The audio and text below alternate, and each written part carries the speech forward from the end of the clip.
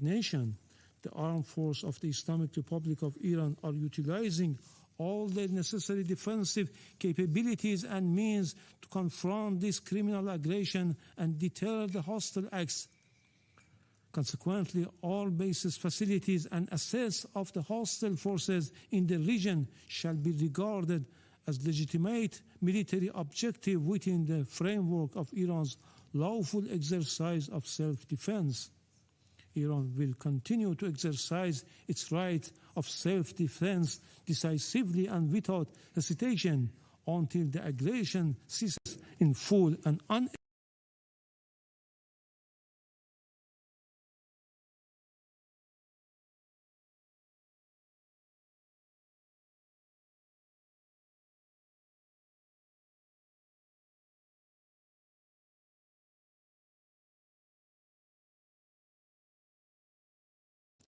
legitimate response have been directed solely and exclusively at the bases and assets of the hostile government of the United States that operate beyond the control of the host states.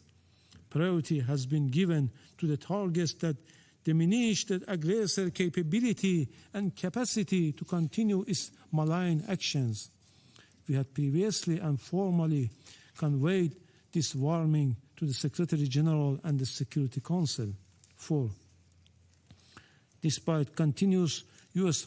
hostile policy, we were sincerely and seriously pursuing the path of diplomacy and dialogue to reach a just, fair, and sustainable agreement. There, for the stating second time that this in the midst was of an the attack that negotiation, was necessary and it was done in self-defense. And Dr. Alan Burstein, who is a professor of political science at the Tufts University, is still with us from Boston in the United States. Now, Dr. Burstein, this is a key moment in this war, is it not? Now, Donald Trump can declare victory and say that, listen, we've taken out the top leader of Iran. But on the other side, the Iranians still seem to be putting up a pretty solid fight. They're firing 200-odd plus missiles at different American bases in the region, which have all been struck. So even if the top leadership of Iran has been taken out, the regime still works. How does the United States and Israel look at this?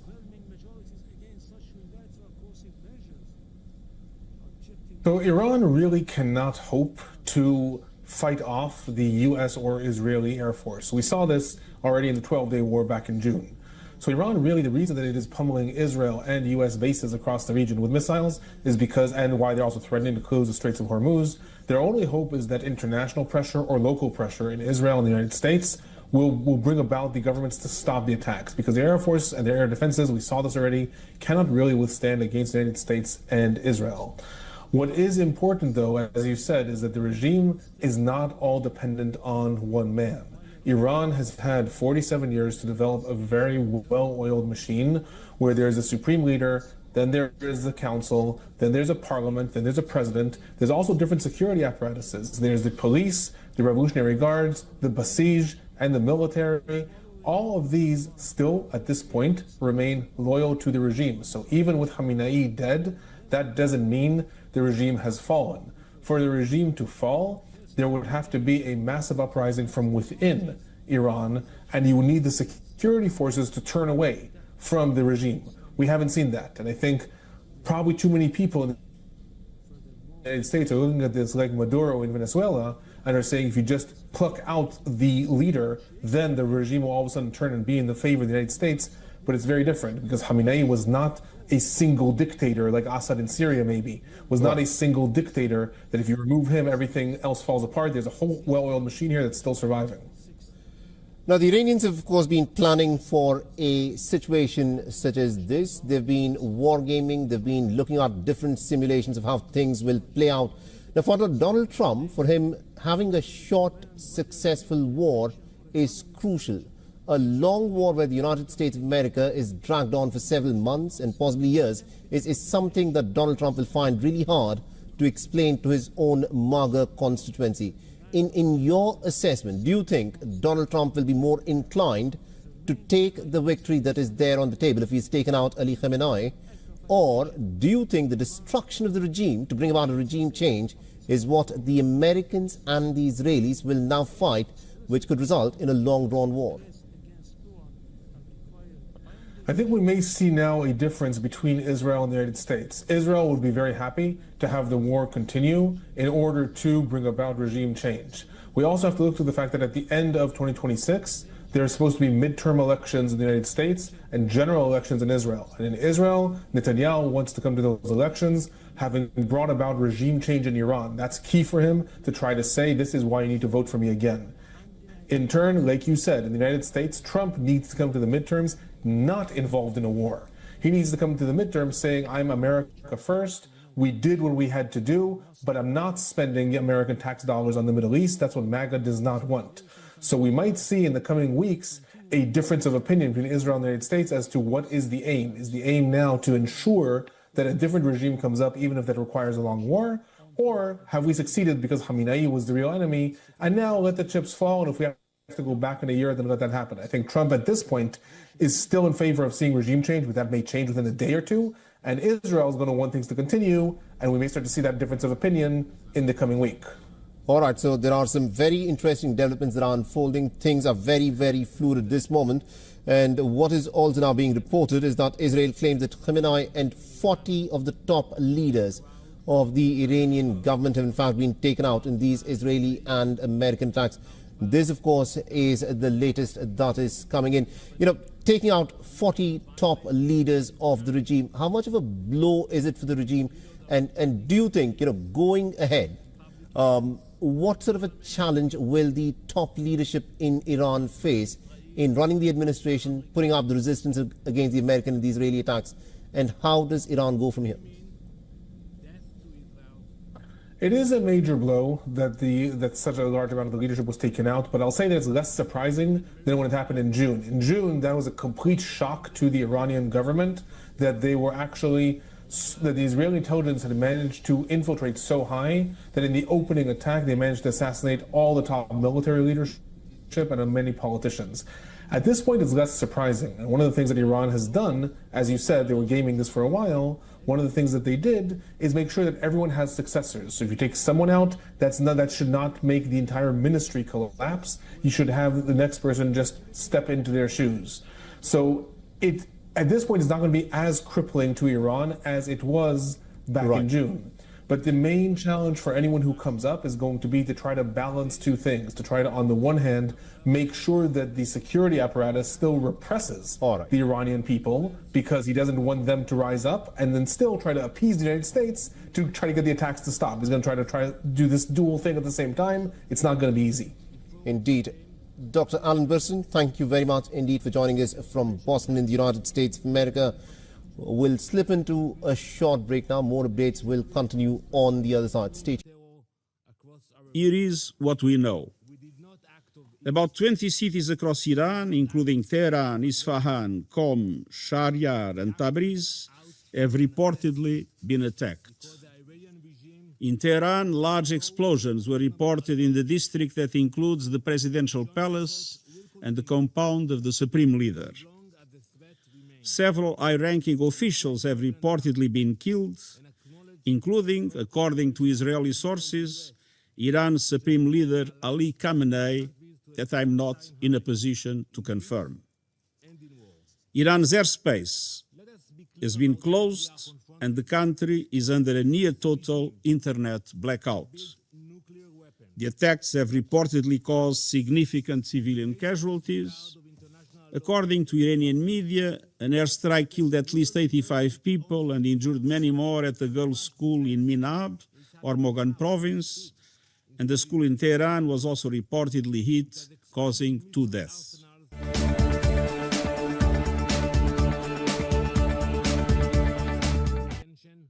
To erase Israel from the map.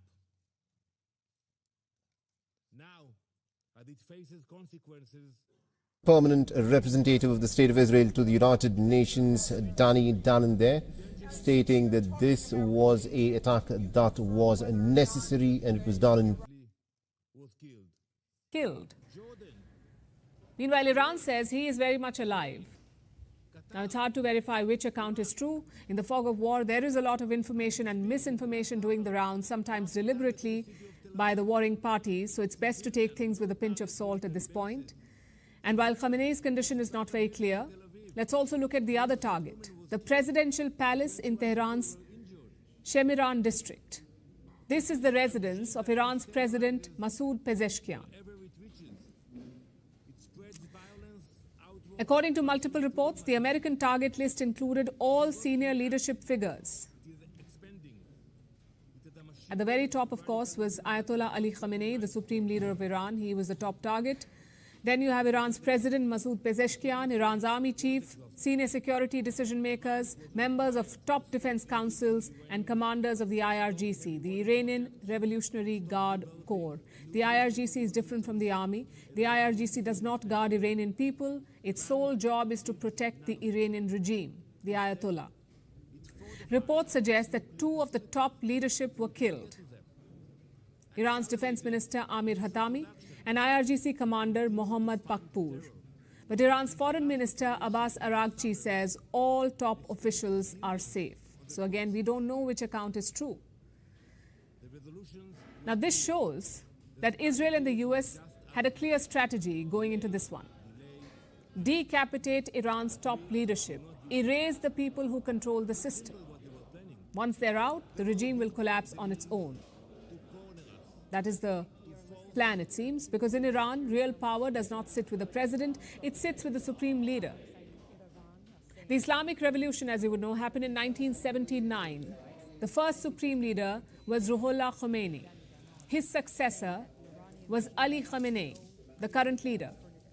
This one came to power in 1989, and he's ruled Iran since then. He controls the military, the judiciary, the intelligence apparatus, the revolutionary guards, and the foreign policy. So if you want to shake Iran's system, you don't start at the bottom, you go for the head. But here's where this gets interesting. Like I said, people often assume that if you remove one man, the system will collapse. That may not happen in the case of Iran, because while the Ayatollah controls everything, Iran's power structure is more like a hydra. If you cut one head, another will emerge. If Khamenei is killed, Iran's constitution will activate the Assembly of Experts. That's a powerful clerical body. They will come together to select a successor. In fact, names have been floating for years, but lately there is only one name that is doing the rounds. Unless there was imminent danger of attack, and he's not proven to us that there was any imminent danger. It was Donald Trump himself who said that his Operation Midnight Hammer actually annihilated Iran's nuclear program. So you can't turn around and say that Iran was about to mount a nuclear attack when he himself said that actually that program was devastated. He needs to stop breaking his promises to the American people. We do not want to be in another forever war, and frankly, I'm deeply concerned, as happened in Iraq, that there's not a plan that the administration has put forward for what is going to happen next when the bombings do stop. Because now there's going to be a power vacuum in Iran, and you're going to see terrorist groups be very much drawn into this conflict, and Americans and innocent civilians, as well as our military men and women, are going to be put into harm's way. Senator, I want to talk to you about what you just said about there not being a legitimate threat. Senior U.S. officials, administration officials, speaking to reporters today, said that there were short-term threats from Iranian ballistic missiles potentially being used preemptively against U.S. troops, and from the reconstruction of manufacturing capacity that could be used for nuclear weapons. What do you think of that? Well, I don't think there is imminent threat. I don't think you can define what was happening with their nuclear program as an imminent threat when, according to President Trump, that program was absolutely destroyed by Operation Midnight Hammer. And reports say that the uranium that the Iranians had coming from the White House, they've told us this, is buried, and the Iranians have not been able to access it. So there was no imminent nuclear weapon that was being developed at this time. At the same time, the Iranians have short and medium-term ballistic missile capabilities. They're not able to reach U.S. soil. And again, this president launches these attacks onto foreign nations without a plan for what happens next. I worry that in addition to potentially sending U.S. troops into Iran, the alternative to that is what happened in Venezuela, where he decapitated an evil regime, but then turned around and enabled the functionaries within that same regime to take power. Is that what's going to happen in Iran? Is the president going to turn around? If he says that he's not going to put American boots on the ground, is then he going to turn around and work with the existing regime? Senator, can I ask you, he has said, at least in an interview with Axios News today, that there will be several off-ramps and periods during the coming days and weeks where there's an opportunity for diplomacy. Do you see that as a good approach from this administration, to take that pause in between operations to see if there's an off-ramp? Well, I would love to see the off-ramp. He has an obligation to come to Congress to tell us what those planned off-ramps are. Also, I worry that if we begin diplomatic negotiations without a plan for what's going to take place on the ground, there's a power vacuum in Iran now. There's a power vacuum. Islamic terrorist groups going to step forward and come in and be drawn into the country? What is going to happen next? Again, this is a foolhardy effort by President Trump without a plan for what the next steps are. And first and foremost, he has to come to Congress. And if he cannot present a compelling case for this attack, then I call on my colleagues to have a vote in the United States Senate on the War Powers Resolution. That is, by the way, bipartisan. Both Democrats and Republicans have put this forward, and hopefully we'll be able to stop him there. Senator, it was bipartisan before this operation began, but at this point, if you go by some of the comments we've seen on social media from some of your colleagues on both sides of the aisle, there does appear to be support for these U.S.-Israeli strikes. Well, look, I do think that it is good that the authoritarian regime has been crippled. My concern is what is next. What is next? And the president does not have a plan in place. He's not come to us and told us what the plan is.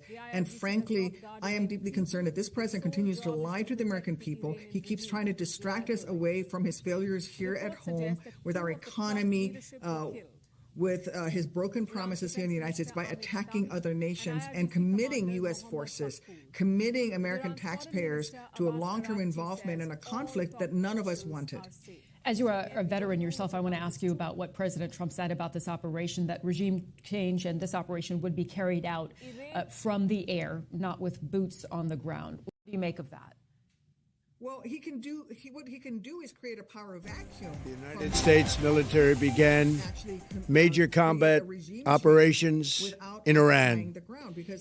Our objective is to defend the American people by eliminating imminent threats from the Iranian regime, a vicious group of very hard, terrible people. President Donald Trump delivering the news from his Mar-a-Lago estate, a joint attack with Israel leading to chaos in the Middle East. This was the scene as the Israeli Air Force prepared for the attack. Their target, Iran's supreme leader, its president and the head of the armed forces. An Israeli military official says several senior figures were killed, but they have not yet named any names. President Trump is calling for regime change, telling Iranians when the attack is over, rise up and overthrow your government. In response, Iran launched a wave of retaliatory strikes on Israel and U.S. bases in the Middle East, including a U.S. military base in Bahrain, seen under a plume of smoke in this video. And from all appearances, this is not a one-and-done mission at all. This could go on for... Supreme National Security Council, it's a body that sits at the very... About what we heard from the Iranian representative at the United Nations, who essentially said all targets, all military facilities from the opposing force, from the attacker here, which is the U.S. and Israel, are legitimate targets. Well, and you should see from their actions that it's just not the United States and Israel, but they've also launched attacks on the Gulf states. Now they've drawn the Gulf states into this conflict.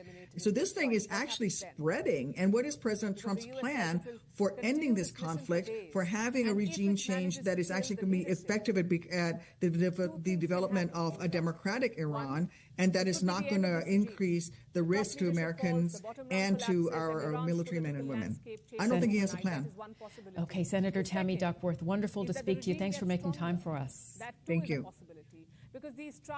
Let's go back to the UN Security Council, where the League of Arab States is now speaking at this emergency session. A moment that unfortunately represents a glaring failure of the multilateral international system. a failure the League of Arab States has long warned against.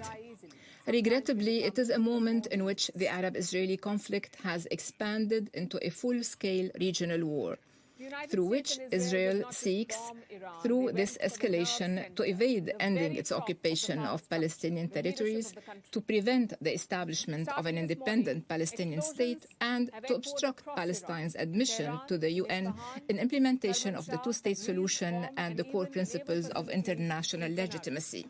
Israel has done so by expanding the scope of its brutal military aggression against the Palestinian people in Gaza and the West Bank, by intensifying its efforts to annex the West Bank, and through repeated military attacks on Syria, Lebanon, Yemen, and Iran, all in a misguided attempt that is categorically rejected both regionally and internationally to impose Israel's hegemony on the Middle East by using military means. Last year, for instance, we saw a war in Iran, the 12-day war. Even if it is at the expense of the member states of the League of Arab States and at the expense of the suffering of their peoples under Israeli policies and attacks aimed at imposing the law of force instead of the force of law.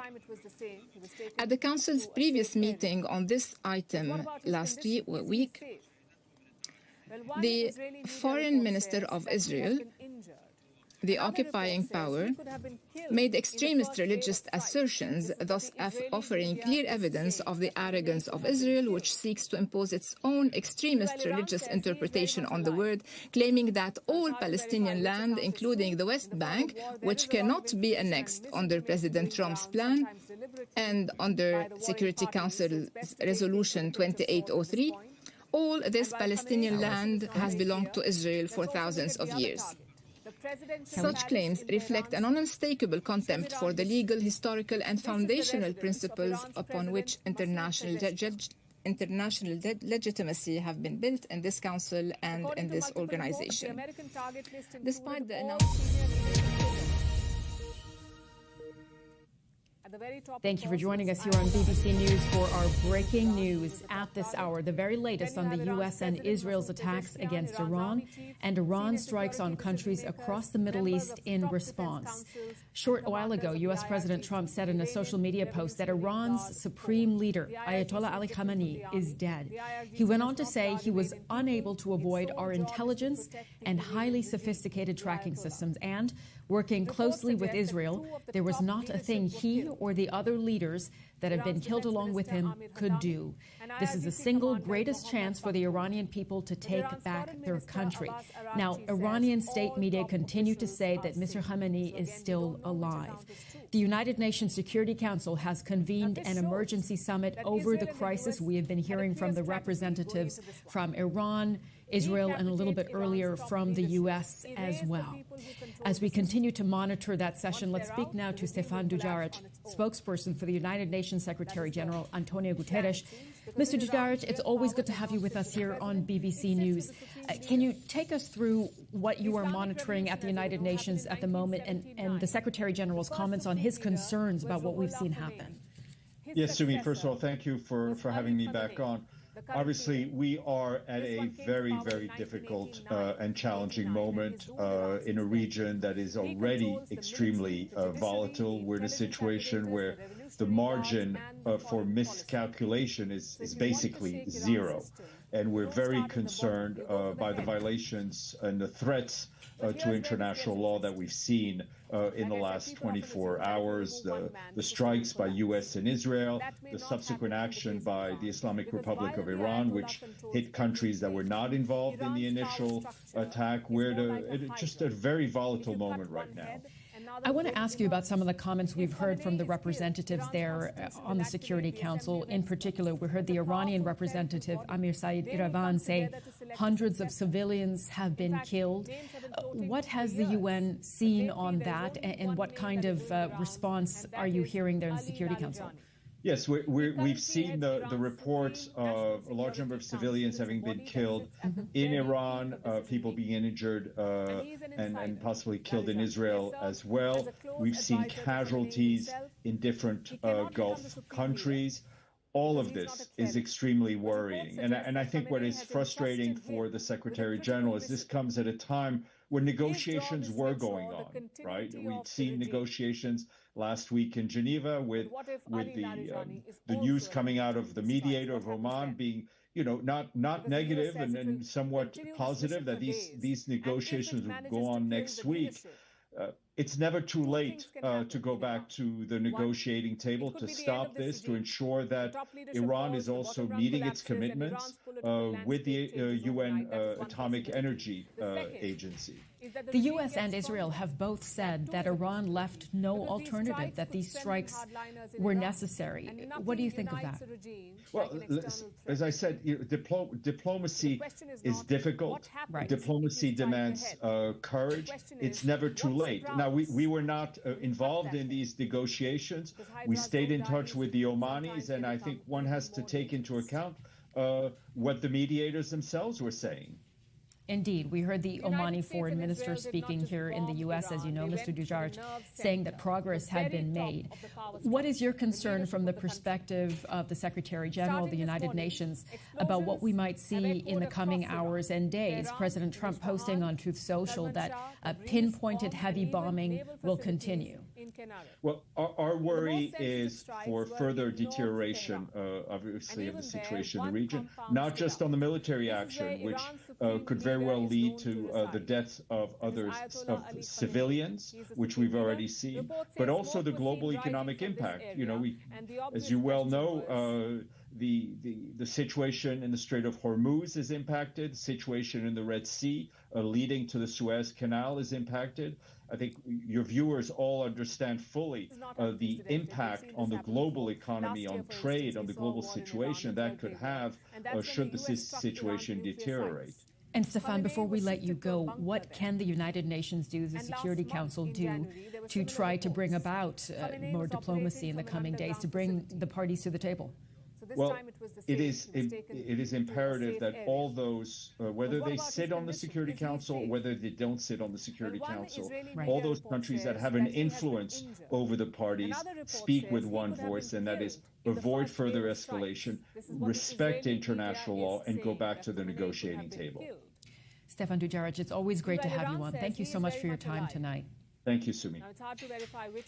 Let's go back to New York. Our North America correspondent, Neda Tawfiq, is covering the Security Council session for us.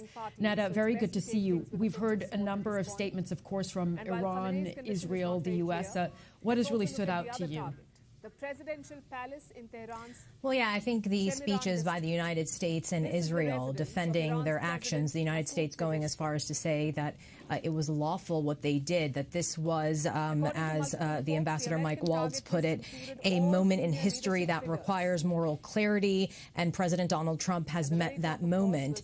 And the Israeli ambassador Danny Danon suggesting that they didn't act impulsively, that this was an existential threat that would have been irreversible, allowing Iran to get a nuclear weapon if they did not act. But Sumi, what we heard from every other member on the council there was a call for an immediate cessation of hostilities, for the parties to return back to the negotiating table. So while, for example, members like France and the UK, allies of the United States, did not condemn at all Israel and U.S. strikes on Iran. In fact, they condemned Iran's retaliatory strikes on regional countries like the UAE and Qatar and Kuwait.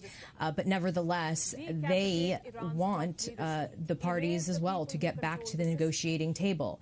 And then we also heard from Bahrain speaking for many of those Gulf countries, because there is, as we heard there from Stefan Dujarric, real concern about this conflict spreading. And the Gulf countries are saying, look, we were trying to help mediate. Oman was mediating these talks. The Gulf countries were supportive of reaching a solution. And so they say they reject this idea that they can now be targeted by Iran, saying that that is a violation of their sovereignty. So all around, what we have is, the similar divides we have seen on this council that has kept it paralyzed, with Russia and China, instead blaming the U.S. and Israel here, saying that Iran was stabbed in the back in the middle of negotiations. But at the same time, everyone understanding how dangerous this moment could be if these hostilities go on much longer. Netta, just briefly on that point, as you said, the Security Council being paralyzed by the divides on it, what can then be achieved with the session today? That's a powerful clerical body.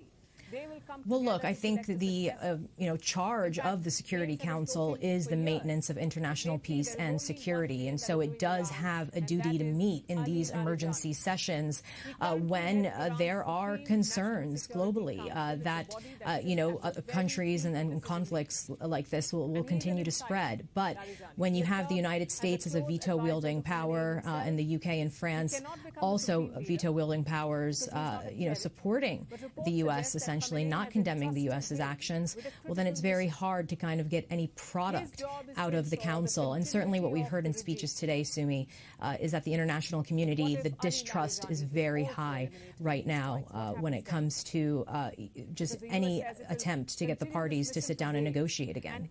Netta Tawfik for us with the latest there in New York. Thank you so much for that reporting. And we're going to continue to keep our eye, of course, on the Security Council. We've seen the U.S. Representative Mike Waltz speaking again. But as we keep our eye on that, I want to bring in Congressman Austin Scott of Georgia, a Republican. He serves on the Armed Services Committee. Good evening to you, sir. Thank you for joining us again here on BBC News. I want to start with asking you about what we heard from President Trump, that he says that this operation will continue in the coming week with pinpointed heavy bombing. Mm-hmm. Well, first of all, the attacks so far have been extremely successful. I want to commend our intelligence community, our military community, as well as the Israelis. They've done a tremendous job so far. Obviously, we continue to assess the threat, and we will continue to respond anytime we see a threat to U.S. missions or to any of our allies. What do you think is the legal basis for this operation? I think that the Iranian regime under Khamenei continued to threaten the United States, continued to threaten our allies, continued to threaten our forces in that region. Was there a specific threat that was immediate? I'm not going to get into that. As you know, I sit on the Intelligence Committee as well as the Armed Services Committee. I do think that they have been continually threatening the United States and our allies and our partners. And I think that the President took decisive action. I have all of the faith in the world in the United States Intelligence Committee and its community and its leadership, as well as General Kane and our military leadership.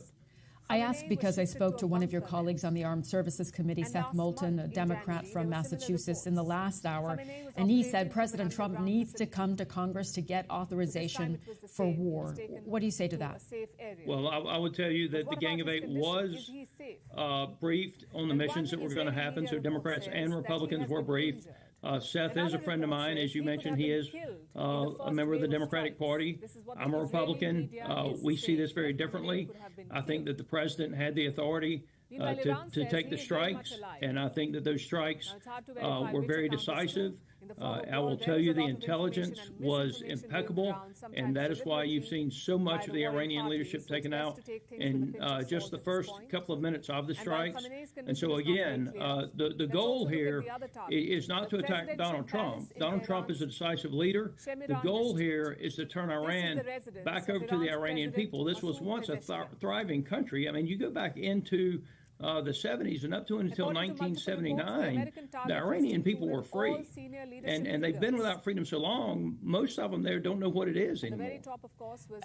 I want to come back to that question, however. If that's what President Trump wanted to achieve, why did he not ask Congress for authorization? He used the words war in that message that he delivered. And in the Constitution, that power rests with Congress.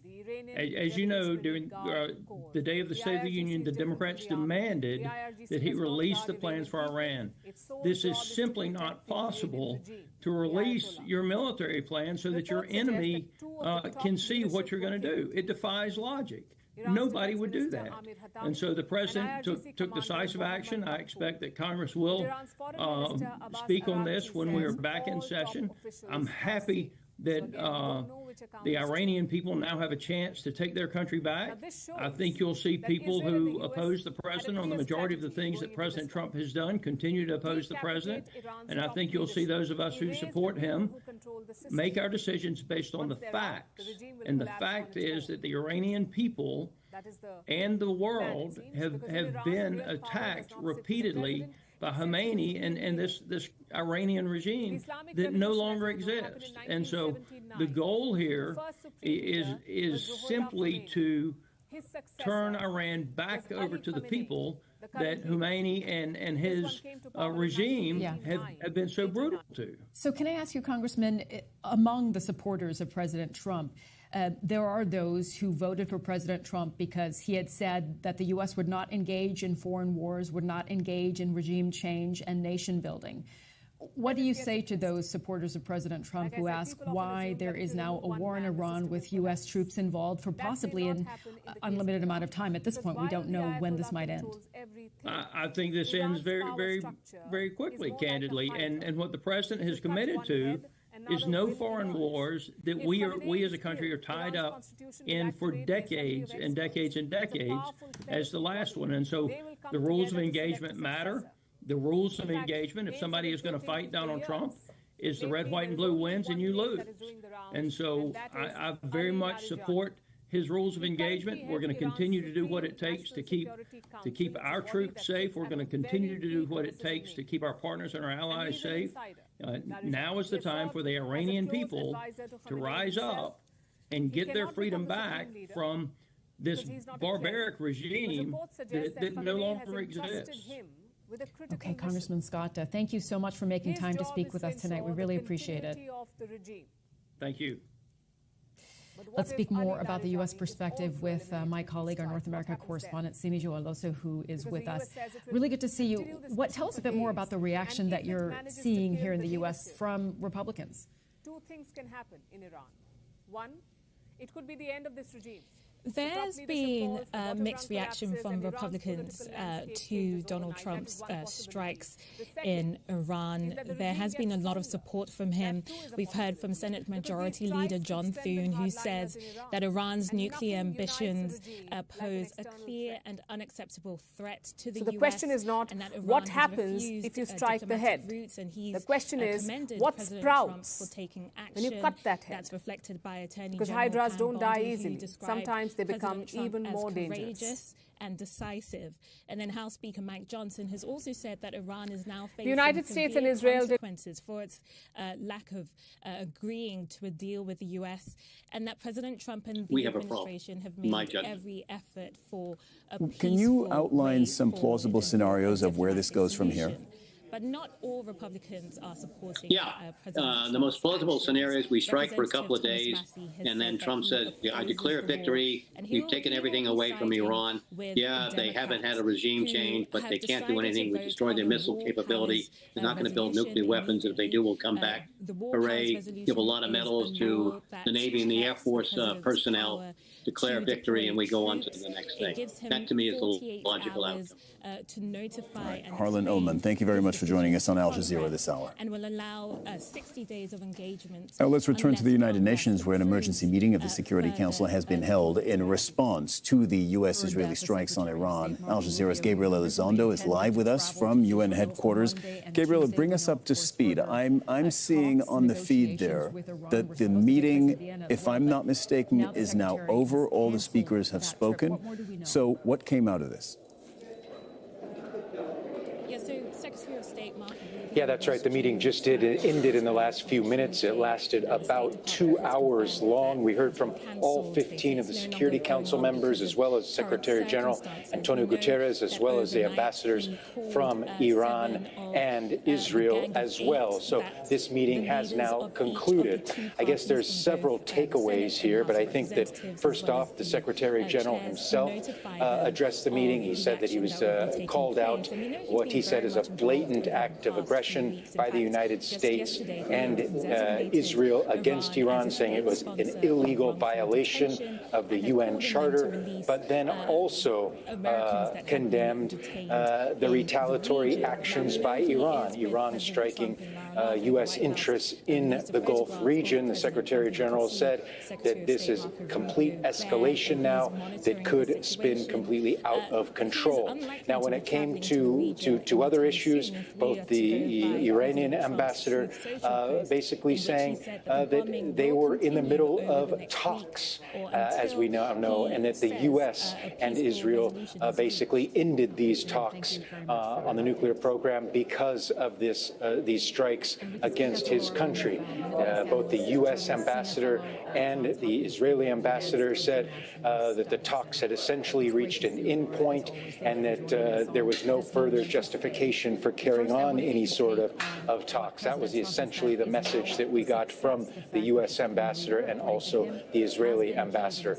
It's clear, though, that there's very much a divide here, a divide on if these talks should have continued, and now what happens at this point, now that they are clearly off track. But that was essentially the summation from this very long Security Council meeting. All right, Gabriel Elizondo reporting from UN headquarters in New York after that emergency meeting of the Security Council.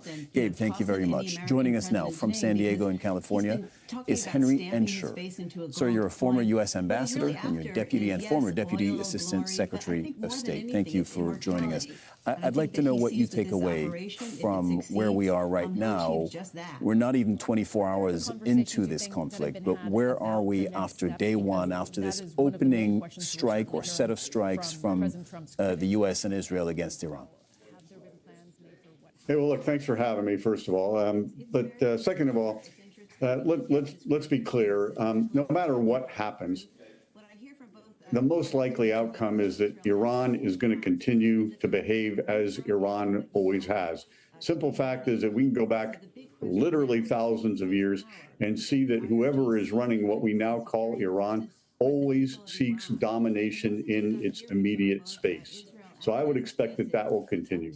It could be that we end up with a hybrid regime of some sort, whether it's Ali Larijani heading it or some unknown colonel pops his head up and turns out that he takes charge, or somebody else entirely, hybrid meaning military and religious combined, and they will carry out roughly the same policies that the Iranian regimes have always carried out.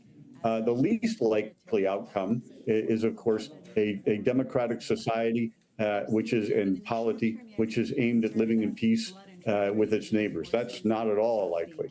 So I would expect that this will wind down sometime this week, and then there will start up negotiations again while the Iranians continue to sort out their new approach. Whether Khamenei is alive or dead, it's clear that the Iranians are going to have to try something a little bit different anyway, at least when it comes to the tactical relationships it has with the U.S. and the Israelis.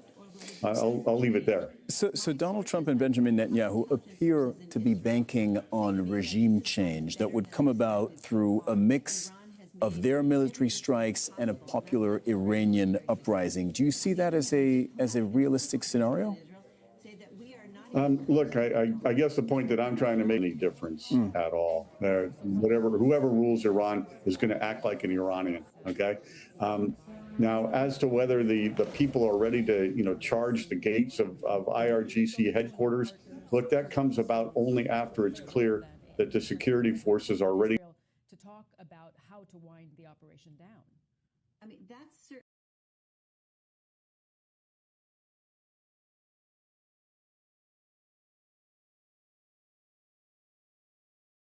certainly Iran's hope. That's their chance for survival. That's happened in the past. To quit, and that's not at all clear to me. I think they want to survive. The other thing that I've noticed in my dealings, my occasional dealings with Iranians, is that they really are kind of true believers in the idea of Persian superiority on the one hand, and on the other, that there's a great religious underpinning to what they're trying to do. and that makes them unwilling to quit. These people are really quite ideological, even the ones who present as westernized. So I don't expect them to quit. What is the finish line for Donald Trump here? I think pretty simple. He will want to say that the missile programs have been wiped out, that the nuclear program has been further retarded, and that he alone has gotten rid of the Islamic Republic's leadership.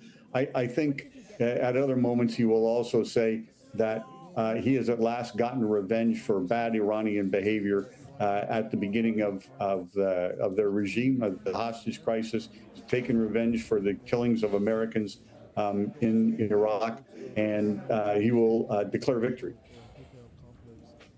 So you say he wants to take out their missile program, or at least claim that he's done so. Same thing with the nuclear program, get rid of their leadership. But you also say, and this is interesting, that in your view, Iran will continue to behave pretty much as it has, regardless of who's at the top, which is why I come back to this idea of possible next steps. And you have said that you think in relatively short order, we might be back to negotiations? Oh, I think so. Both parties will be interested in getting back to the table and seeing what can be done. Look, the Iranian leadership is going to be concerned. It's going to be more concerned about its fate, and therefore engaging in negotiations makes sense for them to try to stave that off as much as possible. And on our side, on the U.S. side, look, if there's a way to make sure that the Iranians are truly unable to reconstitute their nuclear weapons or their nuclear program, then why not? We negotiate with people all the time who are trying to kill us. That's not unusual. And the Iranians are nothing if not pragmatic, at least at a tactical level. I guess I would say one other thing, which is any other new regime that comes in, I would think that they would take the lesson that the way to prevent being invaded and having airstrikes flown against you is to make sure that you get a nuclear weapon. So I included as a possibility here that this strike, that this military action will actually push any new Iranian regime toward a bomb much faster. Right. So you're among the group of people who think that this will incentivize Iran to actually keep trying or even accelerate their efforts towards not only missiles, but actually a nuclear bomb. Harry Ensher, former Deputy Assistant Secretary of State, thank you very much. Thanks, man. Iran has also launched strikes on U.S. assets across the region.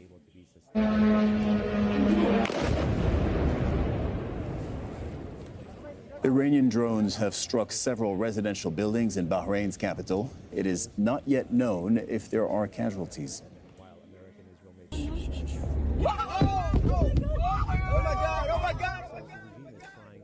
And that there was the scene earlier in the day when a missile hit Bahrain's capital, Manama. Authorities say that the strike targeted the service center for the U.S. Fifth Fleet headquarters. Kuwait's international airport was damaged in an Iranian drone attack. Authorities say a number of employees had been injured as a result. Kuwaiti officials say the situation is now under control. And these are the scenes from the United Arab Emirates. 4 people were injured after an incident occurred at the Dubai International Airport, according to Dubai Media Office. It says a concourse at the airport sustained minor damage. There have also been reports of an Iranian drone strike targeting the Burj Al Arab in Dubai. Authorities confirmed that the drone was intercepted and debris caused a minor fire, they say, on the hotel's iconic outer facade. No injuries reported there. The Qatari Defense Ministry says that it intercepted 63 missiles and 12 drones fired towards its territory. Those are the skies over Doha. Officials say the attack resulted in at least 8 injuries. 1 person is believed to be critically injured. 2 ballistic missiles reached the Al Udeid air base, operated by U.S. forces and home to the U.S. Central Command. And Qatar's foreign ministry says that it has summoned the Iranian ambassador. Ibrahim Sultan Al-Hashimi is Director of Media and Communications in Qatar's Ministry of Foreign Affairs, and he says that Qatar reserves the right to respond to the attacks. In the name of God the Merciful, the state of Qatar condemns in the strongest possible terms these ballistic missile attacks and considers this operation as a blatant violation of its sovereignty and the safety of its territories, and also a grave escalation that threatens the stability of the whole region. The Ministry of Foreign Affairs has already affirmed in an official statement that it reserves its full right to respond in accordance with international law and with the Charter of the United Nations in proportion to the size of the attacks in order to protect its sovereignty and to protect its higher interests. Let's go to Axel Zaimovich, who's live here in the Qatari capital, Doha. Axel, it's well into the night now. It's 2:30 a.m. local time in Doha. Now, before I stepped into the studio a little while ago, we were still hearing booms and explosions. Granted, that was about an hour and a half, 2 hours ago. What are you seeing now? What have you seen in the last few moments? It's really quiet here in Doha right now, but what we understand that these attacks have been coming in several waves, and probably that attack that you're referring to when you were heading to Al Jazeera's office earlier today, it appears to be one of the loudest explosions we heard. We've seen the plumes of smoke and the flash explosions taking place above the capital, Doha. And what we understand, but we also got a confirmation from the Qatari officials here that the situation is stable, but they also said that 65 missiles were intercepted and 12 drones also were taken down. But what we understand that 2 of those missiles that were heading from this direction, from Iran towards Doha, they managed to penetrate Qatar's air defense system, and they targeted Al Udeid military base, one of the biggest American military installments here in the Middle East. We don't know at this stage, we don't know like how much damage has it sustained in this attack, but what we do know that there are several emergency alerts in place, and people are constantly being urged to stay indoors and to follow official channels of communication and not to spread any panic or fake news on social media. Axel Zaimovich reporting from Doha. Thank you very much. And you're watching our continuing coverage of the joint Israeli and U.S. strikes on Iran. I'm Cyril Vanier. And here's the latest. U.S. President Donald Trump says that Iran's supreme leader, Ali Khamenei, is dead. Trump made the announcement in a post on Truth Social, saying that it gave Iranians their greatest chance to take back the country. There have been reports of celebrations on the streets of Tehran. Mike Hanna is joining us from Washington, D.C. Mike, tell us all the latest that you're learning on your end. Well, the White House has called a lid, which means that there's an end that one would think to any further statements coming out in the course of the evening, and also would appear to rule out President Trump make any statement to the nation on what has been happening through the day and since the operation began in the early hours of the morning. What we do have, of course, is that statement that he released on his Truth Social page, his favored method for releasing statements of great import, in which he said or insisted that the Ayatollah Khamenei is dead. He also saying as well that the U.S. will continue its operations, implying as well that there's discontent among the Republican Guard within Iran. So we do have that statement from President Trump. He's been making these statements throughout the day, well, throughout the early afternoon. He originally said it to a couple of news agencies and then now went into writing with that Truth Social statement. What we do not know at this point is what is the source of his information. This is a very important issue, quite obviously, because he makes no mention as to what the source is, although earlier in the day, Israel was releasing statements to this effect. Whether his source is in fact Israeli intelligence or some Israeli source, we simply do not know. We've heard nothing from his own, the U.S. intelligence agencies, as to the veracity or otherwise of this report. Mike, do we know what comes next? Do we have any expectation from either the Pentagon or the State Department? I understood what you told us about the lid, that we're not going to be hearing from the White House again today. But do we have any further indication of what the U.S. intends to do? Well, it's been very interesting because we've heard very little from the Pentagon as to the nuts and bolts of its operations. There was a statement issued earlier on in the day by CENTCOM, but there's been nothing further. Administration officials have been briefing some reporters, but once again, nothing of real texture within what they are saying. They've been saying to us that this is an operation which began because they did not believe that Iran was being honest in the negotiations. This corresponds with what President Trump also said in the course of the day, that Iran had moved backwards in these negotiations, and this was one of the reasons for the strike. But we haven't had any indication yet of what the off-ramp is, or indeed if the president and this administration have even considered what an off-ramp would be or when enough is enough. And part of the issue here is what is the exact aim of these operations. Sure, we've heard from the president and from administration officials that among the intentions is to destroy Iran's missile capability. We've also heard that, yes, a regime change is the end, but the question that still remains is, what is the off-ramp? How long does this go on for? President Trump earlier in the day as well made a statement which appeared to be slightly contradictory. On the one hand, he said, well, this could last for a couple of days and then we'll go away, and then when Iran starts building up its nuclear program again, we'll return. And at the same comments he was making, he then said, well, this will go on for as long as it needs to go on. So there doesn't appear to be any clarity as to what the timeline is, and indeed what the actual end of this operation is.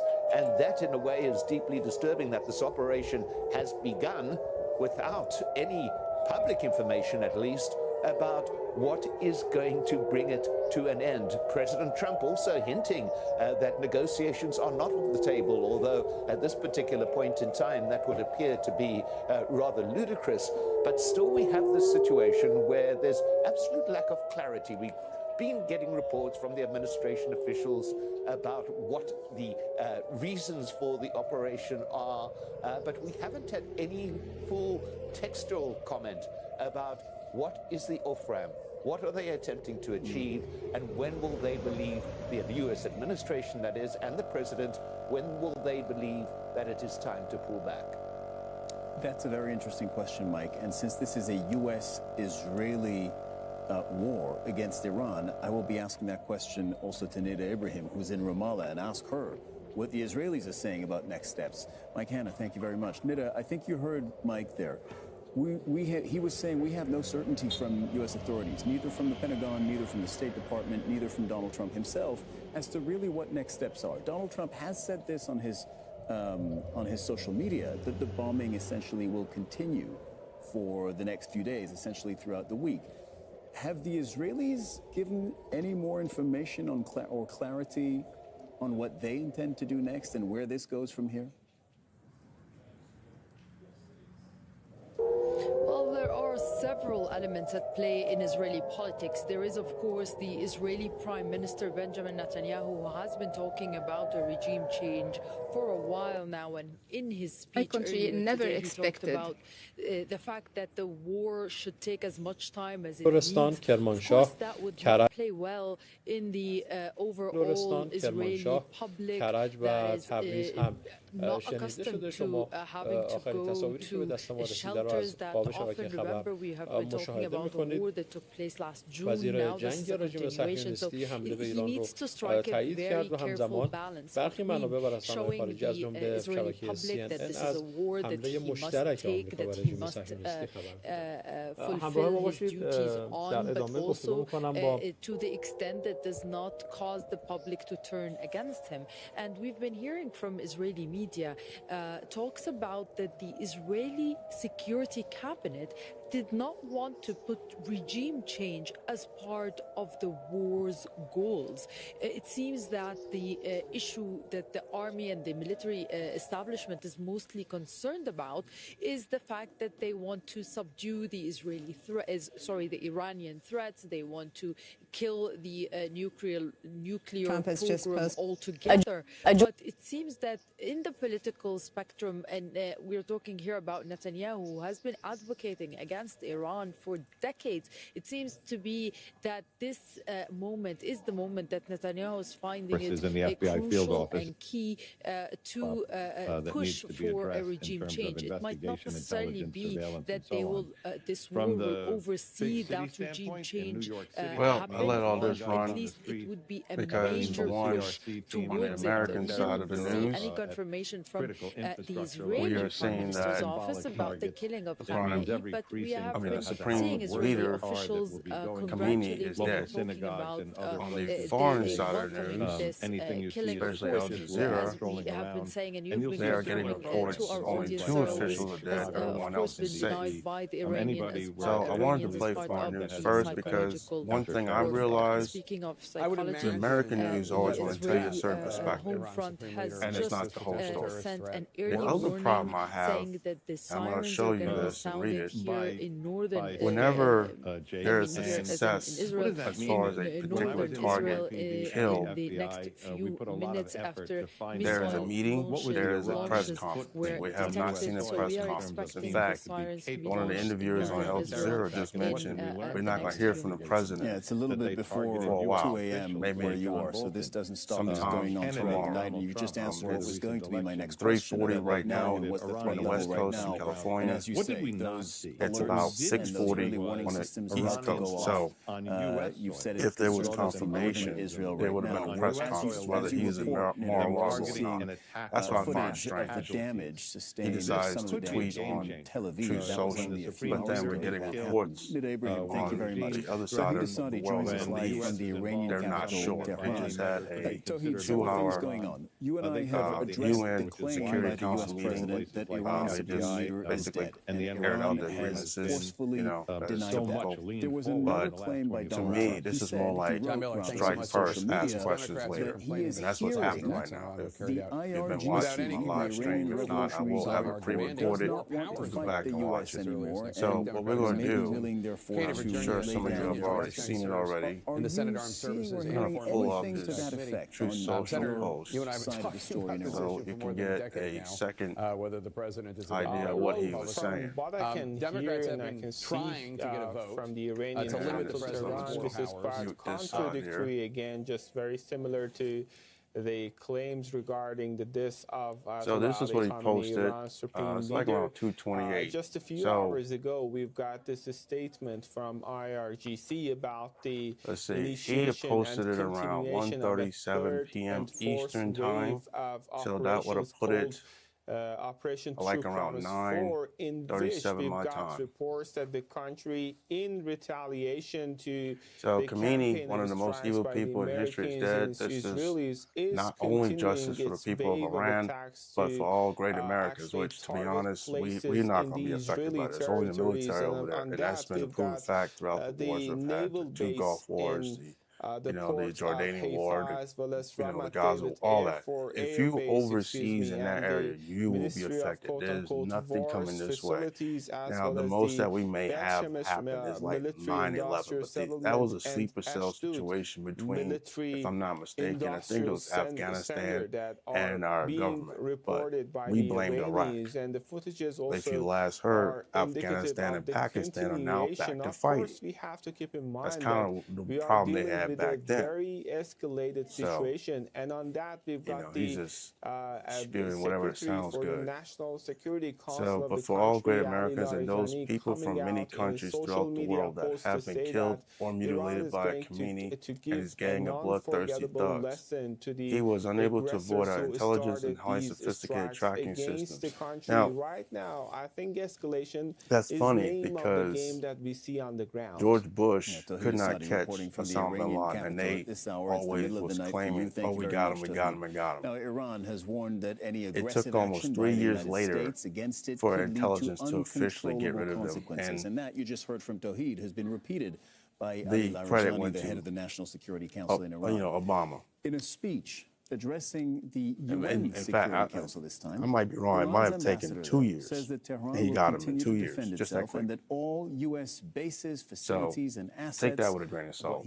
because from what I'm seeing on foreign news, there still has not been some solid confirmation, especially after the UN Council. Military targets.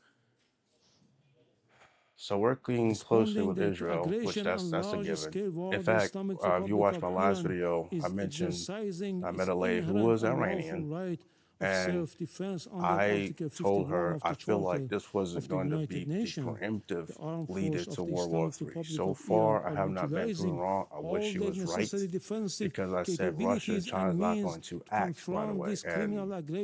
And it's going on day 2 over there. It's 3:14 right now. All bases, facilities, and assets of the hostile forces in the region shall be regarded as legitimate military objective within the framework of Iran's said if lawful we go into World War exercise III, of Russia self-defense, or China, Iran mainly will Russia, continue to has to exercise retaliate. its We right have not of seen self-defense decisively and signs of that without yet. hesitation Everybody's until talking. the aggression ceases in full and unequivocal terms. Israel, I guarantee you, and it's been mentioned in some of these live streams of this, Israel technically wants full control of that region and to ally with Saudi Arabia. That's what they want. They want full control of the entire region. Right now, at least as far as we know, publicly, Israel is tiny, and it really does seem to be limited to those events at guilty the of UN. genocide. You were Call it if you monitoring want. them. What came I'm out gonna of say it? they're guilty of genocide. The very genocide they claim happened to their ancestors. Yeah, and it's really interesting. What we're seeing, how can you chosen people of God and yet you killing innocent people and you forcing them to rely on terrorist cells that you want to say is even worse? Like, make it make sense. Ambassador to the UN, and when he was speaking to the so council, working closely with Israel, there was not a thing he or the other leaders that had been killed along with him could do, which that's general. This is the single greatest chance for the Iranian people to take back their country, which that ain't going to happen. Like, come on, use your common sense. It's going to be another leader that takes over. We are hearing that many of their IRGC, military and other security and police forces, no longer want to fight. That Iran gives for retaliatory strikes. Al Jazeera just interviewed somebody saying they just still heard what you impact bombs. see there is a different posture there by the Gulf countries now, granted, because they are no longer just what we've observers seen, to this conflict, and this may happen. They're now very much Iran and Israel has been playing tit for tat. And clear violations So of their it's not that Iran will not be willing to continue to fight. conflict. It's just like Iran says, if you strike me, I'm gonna strike back. And then Gabriel there's always Elizondo reporting there from the UN couple of headquarters month in New pause. York. Thank you very And much, then when Gabe. Israel strikes Iran Joining again, me in the Iran studio strikes is our back. That's diplomatic all editor, that's James been Bays, happening. and Ali Hashem, who has Let's reported just make that extensively clear. from Iran. Ali, can you give us, look, it's the All middle right, of the night. so This is day one, not quite 24 hours since and Israel and the U.S. are looking for launched immunity this from war. us. Donald Trump and Netanyahu decided to open this door, and we don't know As really I said what's last behind night, it, right? What we've seen now in they have, under 24 they hours is can that have Iran immunity. responded in exactly Later, the way that they said they only would. get They death. made this Hopefully original the war IRGC immediately. and police, They've attacked which I half a don't dozen understand Gulf why he and Arab will put countries the in the Middle East. They, police. of course, attacked Never mind. Israel and targeted U.S. military bases, but not only. As James will was peacefully pointing out merge earlier, with they the also Iranian attacked patriots and multiple work civilian together targets as in the United a Arab unit Emirates to bring and back the Bahrain. country All to right. the greatness it Your deserves. big So he's picture kind right of now saying of the entire where we military are of Iran 24 hours, less and than the 24 hours supreme into leader this. and the president It's clear that is Iran corrupt, crooked, on its side, and the United murderers. States and Like, Israel on their own side are okay. continuing what So you ended expect the in police to June militarize? 2025. Right. So make it make it sense. ended in June Make it make 2025 sense. with The a process joint should soon be Israeli-American starting attack in on that Iran. not only the So death of the Khomeini, war but the started country with has been an in Israeli-American only one day very much So you see them picking destroyed up really where they left picking up, and the Iranians also picked up from and where they left, even obliterated us. attacking Oh my the God. region. Like he's Like they he did must when have they Chat attacked GPT Qatar in typed this up. retaliation to the They have it American in attack. pinpoint And bombing, also, however, will continue ascending uninterrupted with the throughout the types week, of or missiles as long they've as been necessary to launching, achieve such our as the objective of hypersonic peace Sijil throughout and the Middle Fatah that East. they launched And at the end indeed, of the day. see, here's the Plus, problem I have now with we're this. hearing Peace throughout the reports Middle East, and yet you have interruption Pakistan and of movement on Afghanistan the attacking Hormuz each other right Strait. now. So we're seeing this You have Israel situation still, escalating shredding from where Gaza it to stopped pieces to a new whenever level. they feel like it. And There's this no means calm we are over there heading still in towards a Gaza, more period. complicated and intertwined And what situation. I've heard where so far, it's Israel going was to the one be that threw the really first strike, interesting how we're not going Iran. to see this So ending. I mean, there's no end this game. is just a lot of fluff. Who is going to set it's end a of lot of this. fluff. We don't know what so, the finish line is.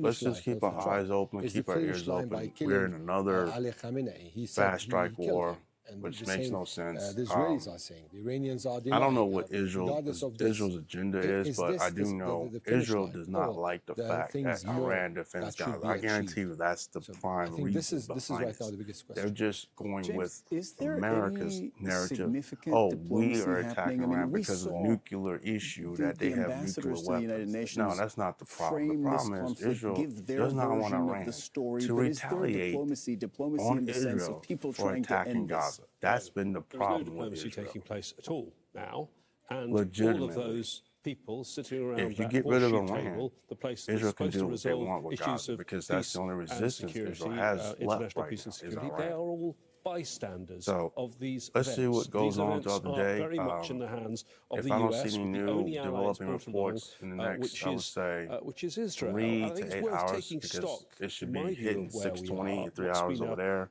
A very long day. I'm going to pause the stream and then come back on a couple hours later, maybe later tonight, whatever, if anything develops. But just keep your eyes out on the news. If you have soldiers over there, just pray for them. Hopefully, they're not on the ground because they will see retaliatory resistance and attacks. They're going to get it first. They're going to catch hell first. If it is true, there is some reports, there's other terror cells that will try to do sea attacks. I'm not sure how that's going to look, big gamble, but still in this combustible we'll region, see things how can they're go going to very, fare very with that. badly wrong. But if the Supreme Leader is dead, then the first part of his commentary, and then we'll see how this works out. Ali, James used the word gamble, right? So the U.S. opened this door. We don't know what's on the other side. Gamble, I think we're circling around the same idea, is that it's just so difficult to predict how this plays out. You know how you start a war, and you don't know how you end it. And this applies, by the way, to the United States. Examples, Iraq, examples, Libya, example, Afghanistan. We just don't know where this goes. What the hell is that? Well, the main issue over here is that how the system in Iran is going to deal with this situation. If we assume that Ayatollah Khamenei was killed, then there's a new leadership or there's a council that's going to run the country. Will they adhere to his objectives? Will we see a more revolutionary system rising after the killing of Ayatollah Khamenei, who will be the martyr of the revolution? And then the new leadership will need to kind of be in front of him because they need to avenge the death of their leader. Or we are going to witness the rise of a pragmatic leadership that is going to just climb down the ladder and get back into a situation where they can create a consensus and then, sit on a table. But what kind of a table? Because now all the previous tables are destroyed, the negotiation tables. So now there is a need to rebuild a table. Who is going to rebuild this table? What are going to be the legs of this table? What's going to be the chips on the table, and who are going to be around the table? So these are the big questions right now. James, it seems difficult to imagine right now, but I also don't want to be completely stuck and lost in the moment. I had a guest earlier tell me that he thinks the way this moves forward is a few days from now or a few weeks, negotiations between the U.S. and Iran resume. In other words, the U.S. will have weakened Iran, at least that appears to be the predictable, foreseeable outcome, and then they resume negotiations with Iran. Do you see that happening?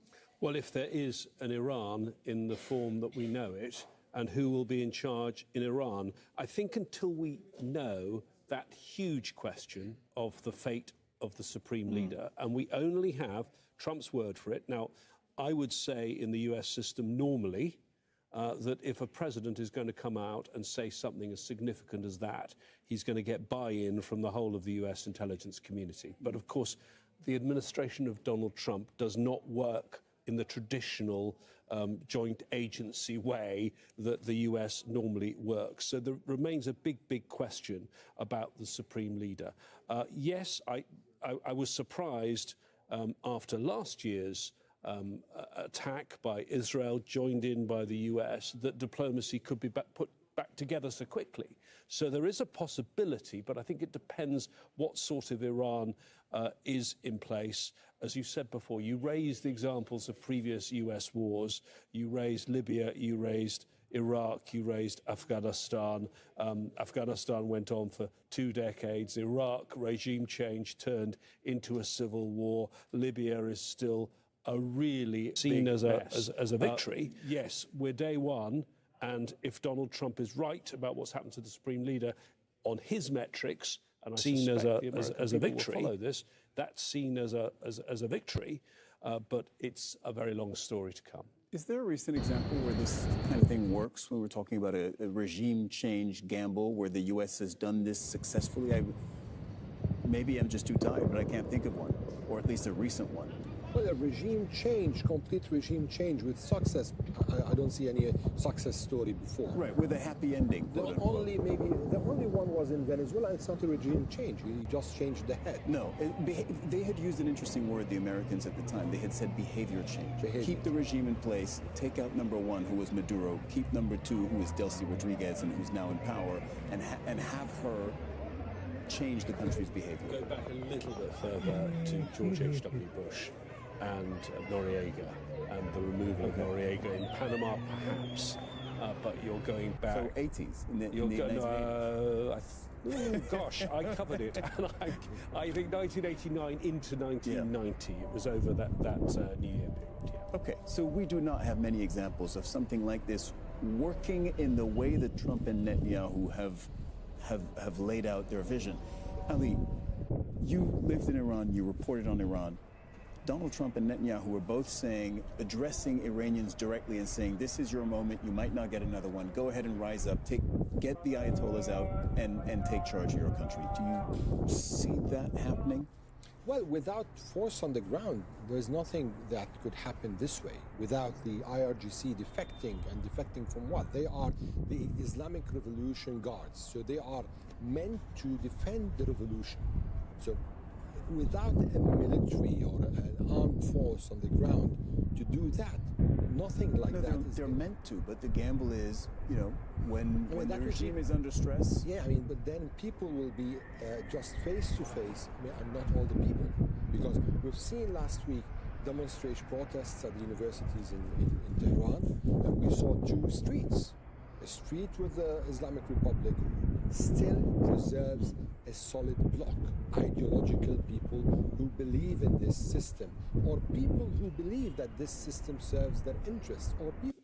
There are different classifications within the Iranian society. We cannot just stereotype the whole society as pro-regime or anti-regime. There are different, clusters within this, or intervals within this society. So this is just a recipe for a civil war in Iran. James, we now have Donald Trump in a position that I don't think have seen him in before. Whereas because he's opening the door to something that could last a long time. And he himself has used the words major combat operation, words like sustained. He's signaling this may last a long time, also signaling that there may be U.S. fatalities. This is unlike, and correct me if I'm wrong here, but the Trump playbook as it's been written until now. He did the campaign on this. He campaigned on absolutely the opposite. No more foreign wars. He was opposed to everything that happened under Obama and before that, Bush's Iraq, Afghanistan. If there's no then there will be problems in Islamic acts, because there's a war of isolationist it does not want to be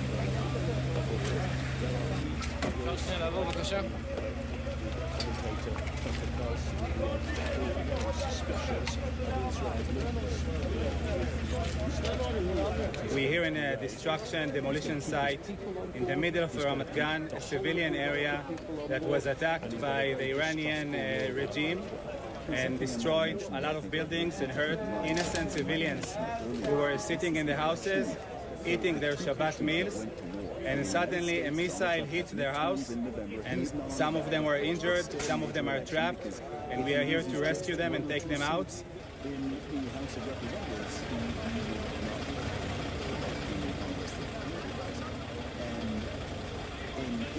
Benjamin Netanyahu wants to call an election by October at the very latest. So in both cases, we're months away. But I think in Israel, this is going to be very popular.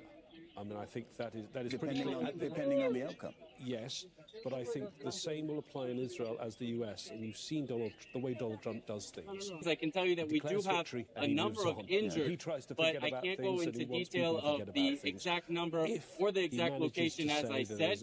What I can also tell you, though, is that the Israel Police Bomb Disposal Units are here on this site and multiple other sites. They're some of the best in the world. We're doing everything possible to ensure the safety of the public. We just ask for the public's cooperation. Do your part. Your responsibility can save your life and other lives as well. Vulnerability, because if you look at the polls, recent days, they said that only 20% of the American people actively supported the idea of war. Maybe he can turn this to an advantage. I think if you look at the American people right now, a lot of them would say they didn't know that there was going to be a war, but they're pleasantly surprised by the outcome, because American people do not follow the details of international news the way our news do. This war is going to be a campaign issue both in Israel and in the United States. All right. James Gibbs, thank you very much to both of you. Iran has warned that any aggressive action by the United States against it could lead to uncontrollable consequences.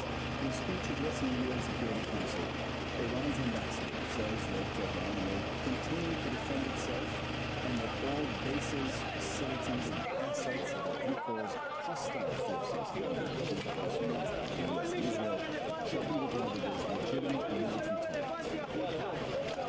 Responding that aggression on large-scale war, the Islamic Republic of Iran is exercising its inherent and rightful right of self-defense under Article 51 of the Charter of the United Nations. The armed force of the Islamic Republic of Iran are utilizing all the necessary defensive capabilities and means to confront this criminal aggression and deter the hostile acts. Dismantle all bases, facilities, and assess of the hostile forces in the region should be regarded as legitimate military objective within the framework of Iran's lawful exercise of self-defense. Iran will continue to exercise its right of self-defense decisively and without hesitation until the aggression ceases in full and unequivocal terms. It's just gone past 00 GMT. Watch our continuing coverage of the joint Israeli and US strikes in Iran. US President Donald Trump says Iran's supreme leader, Ali Khamenei, is dead. In a Truth Social post, Trump said Khamenei, one of the most evil people in history, is dead. This is not only justice for the people of Iran, but for all great Americans that have been killed or mutilated by Khamenei and his gang. He was unable to avoid our intelligence and highly sophisticated tracking systems and working closely with Israel. There was not a thing he or other leaders that have been killed along with him could do. The heavy and pinpoint bombing, however, will continue uninterrupted throughout the week or as long as necessary to achieve our objectives of peace throughout the Middle East and indeed the world. Tehran's been retaliating with a series of strikes targeting multiple locations in Israel. This was the scene earlier in Tel Aviv, where the ambulance service reported more than 20 people have been injured. The Israeli military says air defenses have intercepted dozens of missiles over West Jerusalem and the occupied West Bank. We have a team of correspondents in Washington, D.C., Tehran, Ramallah in the occupied West Bank, UN headquarters in New York, and here in Doha. Mike Hanna is joining us now from Washington, D.C. Now, Mike, Donald Trump very clearly says that Khamenei is dead. Is he getting that from the Israelis, or is there a separate American sourcing on this? Because it seems to me that it's all coming from the Israelis right now. Well, that appears to be the case. We've heard nothing from any of the intelligence agencies within the United States, or indeed from the Pentagon, that they provided this information to the president. The president himself gave no indication of what his source was for this particular claim.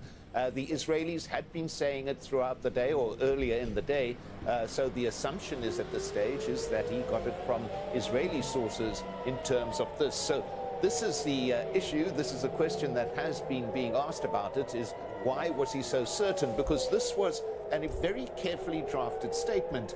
Now, earlier in the afternoon, President Trump had said in interviews with various media sources this exact same point, but not in this carefully considered and very carefully scripted way in which it came out on his Truth Social account.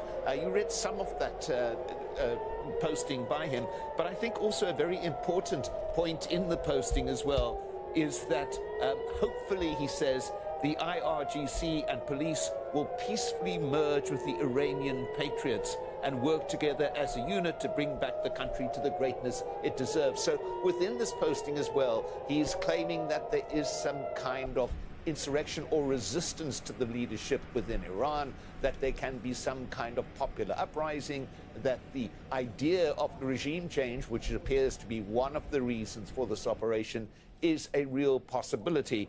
But still, the question remains is, on what basis is President Trump presenting it?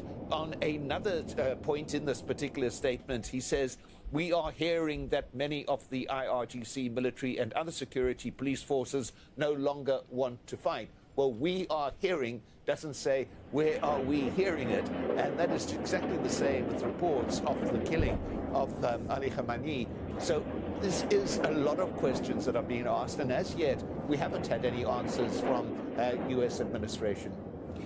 Also, questions are being asked internally, aren't they, Mike? I mean, Rouhani, he has spoken about this, saying that this is possibly an illegal act. It needs to go back to Congress. So there's a lot of internal pressure to find out questions on how this actually started, right? Well, yes, although President Trump has generally, not only on this issue, but ignored the demands from Congress to give more information or indeed to respect the rights of Congress. Very clear in the U.S. Constitution, it's up to Congress to declare war, not the president. So here we do have this situation, and this has been pointed out by a number of members of Congress, mainly Democrat, but there have been a few isolated Republicans who have also expressed great concern about the fact that this conflict was declared unilaterally. Sure, Marco Rubio, the Secretary of State, informed the Gang of Eight, as they are called, this is senior leaderships from both parties on the Hill, that the operation was taking place, but he informed them as the operation had already begun. There was no sense whatsoever that Congress was in any way consulted on the legality of this operation, of this decision to go to war with Israel against Iran. So there are many questions, and these questions are going to broil in the days ahead, particularly from the Democrats. But there is a deep unease among many members of Congress, Republican as well, as I mentioned, that this action was taken without the go-ahead or indeed the knowledge of Congress, and it calls into question the limit of the powers of the executive within a country and a constitution in which these powers are very carefully appointed to each branch. The right to declare war, that is apportioned to Congress, not to the executive. That's absolutely right, Mike. Thanks for that. Stay there. We'll come back to you in just a moment. We've got Tahid Asadi now, who joins us live from Tehran. The news that Donald Trump has said that the Supreme Leader has been assassinated. What's the reaction to that immediately when it happened? Is this one of disbelief or one of belief? Well, actually, the entirety of the statements and reports that we have been hearing from the Iranian capital, Tehran, is quite contradictory to what we are hearing from Washington, and in particular from the U.S. President Donald Trump. Of course, it was the Iranian Foreign Minister Abbas Araghchi yesterday coming out in an interview to say that Iranian Supreme Leader, as well as Iran's President and the Secretary for the National Security Council and the Speaker of the Parliament are all alive as far as he knows. This is what we heard from Iranian Foreign Minister. Later on, we've got other officials, such as at least 2 members of the parliament, saying that they have reports confirmed that the Iranian supreme leader is alive. Also, news agencies affiliated with the state, such as Tasnim, which is closely affiliated with IRGC, as well as MER, are coming out with reports saying that these are fake news, these are not confirmable reports that are coming about the health issues or the situation of the Iran supreme leader. However, also we've got this reports, and I was reporting earlier yesterday that Pastor neighborhood, which is a critically important area in the Iranian capital, as it is hosting the houses of actually Iran's supreme leader, his office, as well as the office of Iran's president, was indeed attacked several times. We don't have that much of details about those attacks as of now. But speaking of the official statements, what we can see, what we can talk about could be actually summarized in one word, and that is denial. However, there is still a sort of possibility for that. Officially speaking, we are not able to confirm that.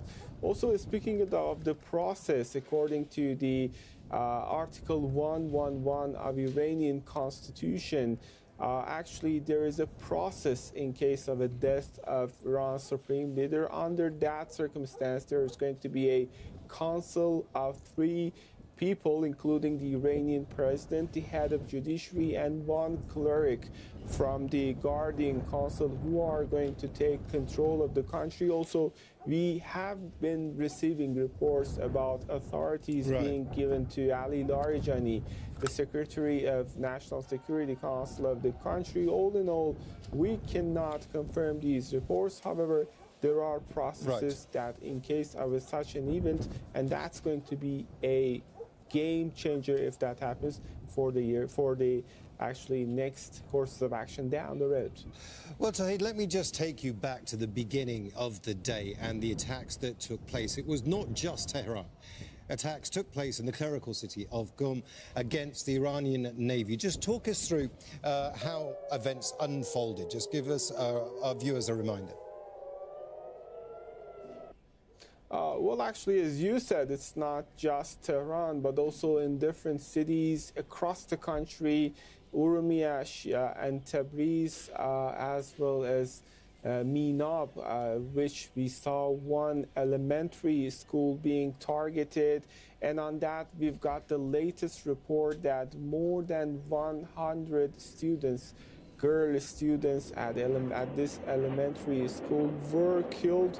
Also, speaking of the public mood, as I was just in the downtown, this is the frustration and uncertainty that is being felt when you speak to people. And also on that, we have to keep in mind that people already faced another confrontation back in June, and when the country was in the middle of a negotiation with the United States, just very similar to what happened today and yesterday, all of a sudden it faced a campaign of strikes, and now the fear of the war is being translated into real act of the war, and that is creating a lot of concern among Well, Tahid, actually, that's a very good point that you're making. Let's just get into that, because you've been out. I've been watching you. You've been out in the streets in the days before this. You were out on the streets of Tehran today. What are people feeling on the streets? Because yesterday there was very much sense that the diplomacy might be working, but today that is really not the case. Yes, indeed. It's a mixture of different sentiments as we speak to people, mostly highlighted by this frustration. And we have to keep in mind on that Iranian Foreign Minister Abbas Araghchi came out to talk about the progress being made in the trajectory of diplomatic interactions between Tehran and Washington.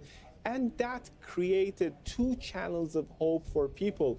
First, it was a hope that in case of a deal being reached at the end of the day, that could pave the way for a sort of removal of sanctions. And that is critically important for people, because they are facing with serious economic pressure.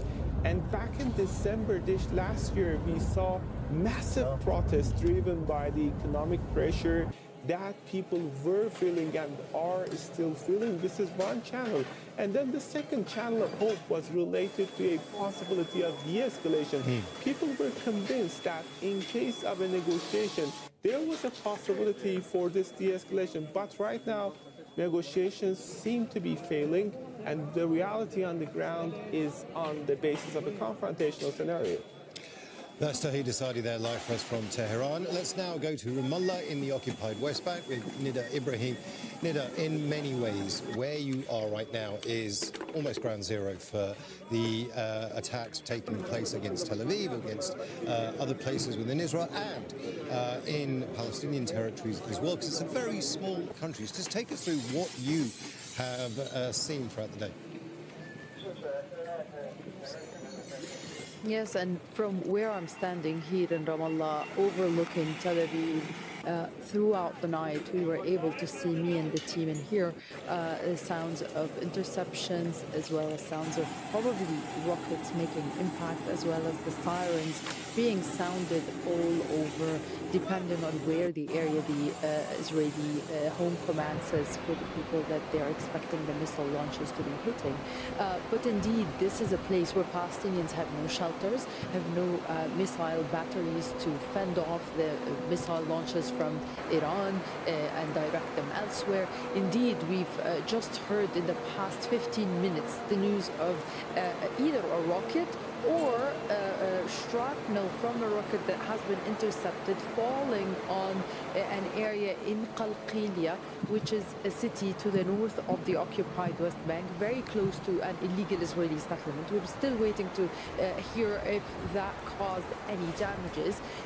At the same time, we heard that a rocket fell in the city of Beit Shemesh, which is west of Jerusalem in Israel, where we believe that also the first responders have gone in to try and assess the damage. Of course, initially, it's hard to get the details of how many people were injured, how many people were killed, but all in all, we can talk about the daily toll that has been given to us by the Israeli ambulance units and Israeli Magan David. That's the equivalent of the Palestinian Red Crescent, let's say. So these ambulances have been given out the tolls, and they talk about throughout today 1 Israeli woman killed and 121 Israelis injured. Of course, we are here talking about some of these injuries, including psychological and small impact. So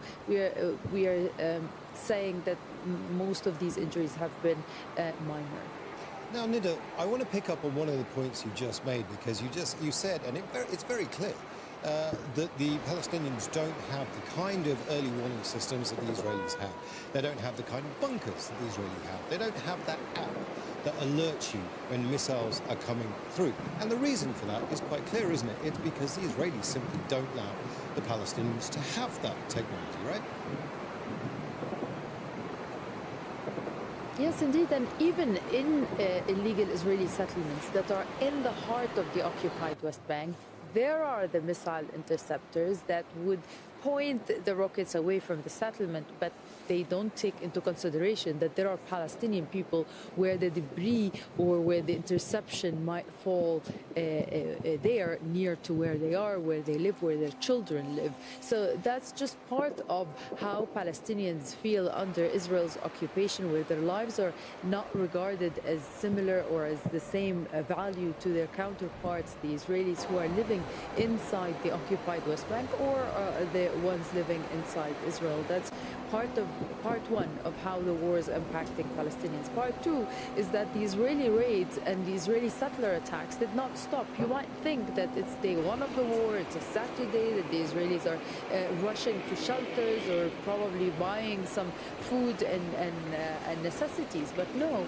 we've seen Israeli settlers attack Palestinians, and we've seen one Palestinian being killed by Israeli forces fire near Hebron as the Israeli forces continued their raids. So while the war starts, the occupation never ends. The provocations to Palestinians whose lives have been made really, Imran, more and more difficult day in and day out by the Israeli military. But what we've noticed from these escalations with Iran, the latest in June, is that Israel uses this time of tension to crack down more on Palestinians, to shut down more Israeli checkpoints, and further restricting Palestinian movement in a place where Palestinians are already, as we said, there have no shelters and no systems to protect them whatsoever.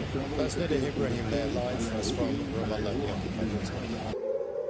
Now, following the US-Israeli attacks on its territory, Iran has launched strikes on US assets across the region. Iranian drones have struck several residential buildings in Bahrain's capital. It's not yet known if there are casualties.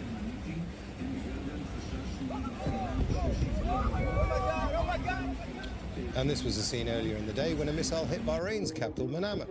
Authorities say the strike targeted the service center for the US 5th Fleet headquarters. Kuwait's international airport was damaged in an Iranian drone strike. Authorities say a number of employees had been injured as a result. Kuwaiti officials say the situation is now under control. And these are the scenes from the UAE. Iran has struck Jebel Ali port in Dubai. While the port isn't a formal military base, it is the busiest port in the Middle East and one of the most frequently used overseas ports of call for the US Navy, regularly hosting US aircraft carriers and other vessels. And in a separate incident, 4 people were injured after an incident occurred at the Dubai International Airport, according to the Dubai Media Office. It says a concourse at the airport sustained minor damage, but emergency teams quickly contained the situation and responded immediately. And there have been reports of an Iranian drone strike targeting the Burj Al Arab in Dubai. Authorities confirmed that the drone was intercepted and debris caused a major fire on the hotel's iconic outer facade. No injuries have been reported. And the Qatari Defense Ministry says it intercepted 63 missiles and 12 drones fired towards its territory. Officials say the attacks resulted in at least 8 injuries. 1 person is believed to be critically injured. 2 ballistic missiles reached the Al Udeid airbase, operated by US forces and home to US Central Command. Qatar's foreign ministry says it has summoned the Iranian ambassador. Now, Ibrahim Sultan al-Hashimi is the Director of Media and Communications in Qatar's Ministry of Foreign Affairs. He says Qatar reserved the right to respond to the attack. In the name of God the Merciful, the state of Qatar condemns in the strongest possible terms these ballistic missile attacks and considers this operation as a blatant violation of its sovereignty and the safety of its territories, and also a grave escalation that threatens the stability of the whole region.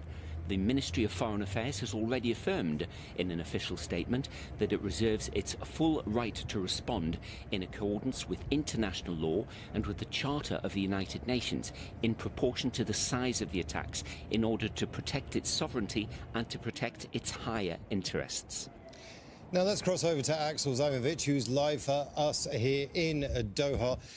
Now, Axel, just take us through. There have been 63 missile attacks against Qatar and several drone strikes as well. They've mostly, in fact, I think all of them have been intercepted, but just where you are and what you've been hearing, just talk us through where predominantly those attacks have been.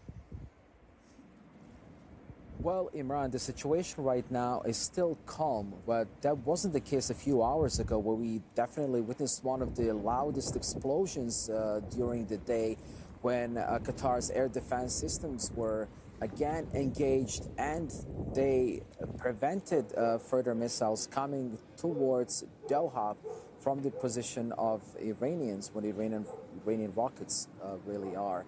So that particular attack, we've seen that the waves of attack, but that particular one that we saw a few hours ago, that took place around central Doha, but it was targeting American military installations here in Qatar. And you were right when you said the official also confirmed that 63 missiles were taken down, 12 drones, and 2 of them they managed to penetrate Qatar's air defense system in Doha.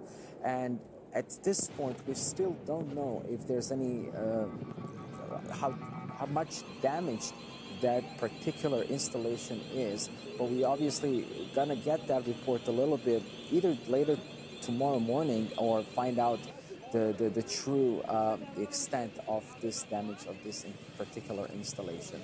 But what's really important to mention here that despite all of these threats that we've seen throughout the day, the situation, according to the officials, is still stable. There are potential emergency alerts are in place and are urging population to basically stay indoors, and that's the reason why the population is advised to exercise maximum caution. Just to remind our viewers about missile defense systems, very simply put, a missile defense system is when a missile is actually fired from the ground to an incoming missile. It impacts, and that creates shrapnel. And we've seen, Axel, the results of that shrapnel, not just in Doha, but in Dubai against the iconic Burj Al Khalifa, the symbol of Dubai. So just take us through the attacks within the region as well, and start with Dubai. Yeah, that's correct. We've seen a number of countries targeted exactly in the same attacks, missiles and drones, and mostly. But what we've seen in several countries, GCC countries, that the Patriot system is being deployed. So that's correct. That the rockets are fired. They try to prevent these rockets having a direct impact on the ground. But the falling debris is the reason why we've seen one person officially confirmed to be dead in the United Arab Emirates. 8 people in Qatar have been injured in these attacks. And that's the reason why the authorities are urging public to stay away from the falling debris. And if they do spot something, to inform the authorities immediately and try to stay indoors as much as possible and try to avoid any unnecessary journeys if possible. Now, joining us from Tehran is Hassan Ahmadian. He's the Associate Professor at the University of Tehran. Hassan, it was just 24 hours ago where diplomacy was taking place. Badr al-Busaidi, the Omani mediator, said, we're close to a deal. Then this morning, this happens. Do you think, and I'm going to ask you the question very clearly, that the mediation, the negotiations, the talks were simply a stalling tactics by the Americans? I think that's clear now. It's been all along a tactic to basically cover up the main thing, that is a planned aggression against the country. Though the Iranians, many of them believe that this will end in a conflict, but they went for negotiations to showcase that they're ready for a deal. And they got very close to a deal, according not only to Iranian officials, but as you've mentioned, the mediator himself, who gave an interview just last night saying that we are close and we need to move accordingly, but then this happens. Now, reports are coming out by the hour that this was planned weeks ago by the United States and Israel, which tells us that was a stalling tactic. Hassan, we are just hearing that Iran's supreme leader's family members, Khamenei's daughter and his grandchild, have been killed in the US. This is according to Iranian state media. Donald Trump has said that Khamenei himself has been killed. He's probably citing Israeli sources. What does that do? What does that news do to the resolve of the Iranian people? Well, I'm not sure if the news that we are hearing are true. The Iranians are saying they are not. The Americans have said, as you said, President Trump announced that the supreme leader was killed. But in any case, there is a institutional or an institution and a constitutional process to take place and take the lead in such an incident, be it natural or, as the claim is, through assassination or unnatural ways. there's a procedure that will be followed soon by the council of basically the guardian council that would elect the successor. In the meantime, or in a temporary period, there will be a council headed by the president of Iran that would basically fill the gap until a new successor is chosen. So I think, looking at Iran's politics on an individual basis is misreading how the system works. I think institutions are basically very strong, and I don't see any scenario in which there will be a vacuum that is to create chaos as the Israelis and Americans might hope for. Now, it was the Iranian state media that actually confirmed that the granddaughter and the grandchild and the daughter of Khamenei were actually killed, but no word still on whether the supreme leader has been killed or not. But you talked about succession, and I want to talk to you about that. Shia Islam, generally speaking, is very hierarchical. Okay, there is an assembly of experts, like you've said, you've laid it out for us that there will be a new supreme leader elected in due course. When Khamenei died, it was almost within 24 hours that Khamenei was elected. Do you expect it to be that quick?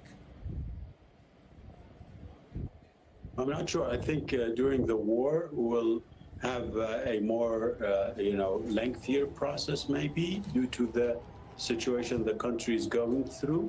But I think, timing is not that important in the sense that the system and its functionality matters. I think the system has its way of functioning in any scenario.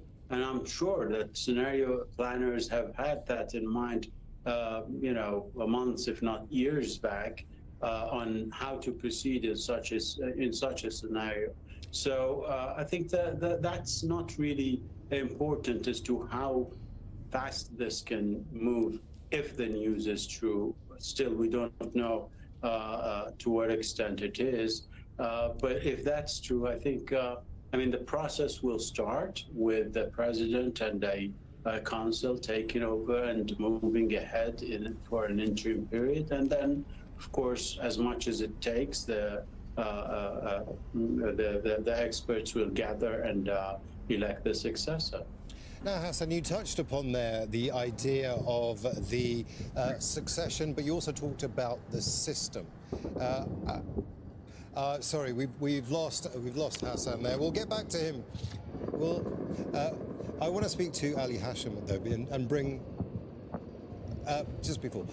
Actually, before I do, let me just bring you this. Iran has warned that any aggressive action by the United States against it will lead to uncontrollable consequences. In a speech addressing the UN Security Council, Iran's ambassador to Tehran says it will continue to defend itself and that all bases and facilities and assets of what he calls hostile forces in the region shall be regarded as legitimate military targets. Responding to aggression on large-scale war, the Islamic Republic of Iran is exercising its inherent unlawful right of self-defense under Article 51 of the Charter of the United Nations. The armed forces of the Islamic Republic of Iran are utilizing all their necessary defensive capabilities and means to confront this criminal aggression and deter the hostile acts. Consequently, all bases, facilities, and assets of the hostile forces in the region shall be regarded as legitimate military objective within the framework of Iran's lawful exercise of self-defense. Iran will continue to exercise its right of self-defense decisively and without hesitation until the aggression ceases in full and unequivocal terms. Now, joining me in the studio is Ali Hashim, who's reported extensively from Iran and from the United Nations. We have Gabriel Elizondo. I want to go to Ali first. You heard our guest there talk about the idea of succession and that it will take place because that's the way the system is designed. But I want to talk to you about the system itself. The Islamic Revolution is embedded in almost all of the military institutions. It's embedded within the judiciary. It's embedded within the politics of this. So without actually invading and putting 200,000 US troops on the ground, the system is designed to survive a threat like this. But this is much stronger threat. This is much stronger action than the Iranians perhaps were expecting. Well, in fact, with the now we don't have a confirmation whether Ayatollah Khamenei was killed or not. But just take into consideration President Trump's claim. In case this has happened, then the system is going to deal immediately with the situation. The Constitution gives a quick shortcut, which is the council led by the president, the head of the judiciary, and a member of the Guardian Council. This is automatically, so it doesn't need any measures.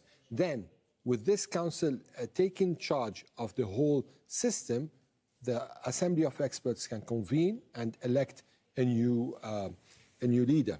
If they aren't capable of getting a consensus on one leader, then they can have a council. The council can continue, and there are no deadlines in this regard. So this gives more time for the system to calibrate and to choose and to vet. Now, in parallel, there's going to be a lot of things going on. The IRGC will make sure the country is in a situation where nothing is going to shake the system, because the main mandate of this the military is to defend the revolution, the Islamic Revolution gods. So it's made, when Khomeini came to Iran, there was the army, Artesh. So he created the IRGC as a parallel arm, and then it became the stronger arm to be able to preserve the revolution. And in Iran, there's always something parallel. You have the army, you have the IRGC, you have the government, you have the leader, you have the parliament, you have the Guardian Council, you have the Assembly of Experts, Foreign Ministry, Supreme National Security Council. So they're all working in a way, whereas they might be coordinating together, but at the same time, there is a kind of an authority that is overwhelming the other. And this, in a way or another, prevents a coup. It prevents a coup in the country, but it didn't prevent a US attack. Now, the US attack took place against the military, against the IRGC, against the clerics in Qom, which is slightly different. We weren't expecting the clerical home to be attacked as well, but that was. So the Americans have clearly got a strategy here to dismember the Iranian leadership. Now, let's talk about the military first. We'll get into everything else in just a moment. Let's talk about the military first. Senior commanders, including Admiral Shamkhani, who was one of the most experienced fighters in Iran, have been killed. That is going to have an impact on the way Iran fights back. Well, you know, what happened in 2025 gave the Iranians a kind of a picture of what might happen in any war.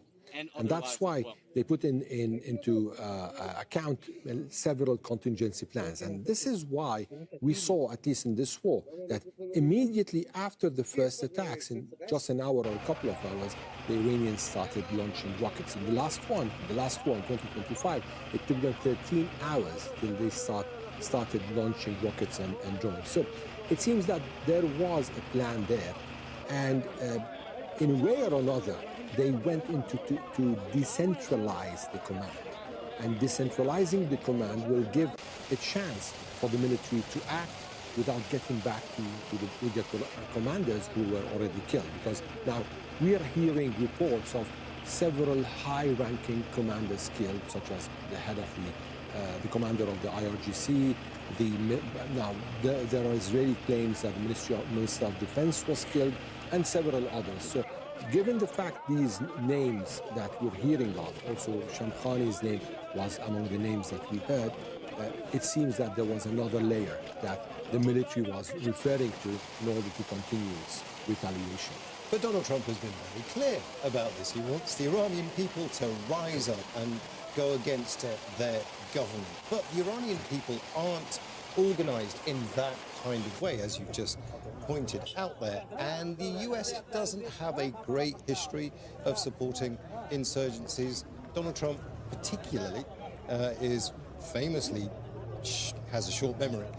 So how seriously do you think the regime, the Islamic Revolution is taking this threat? And if there are people to rise up, who are they going to be?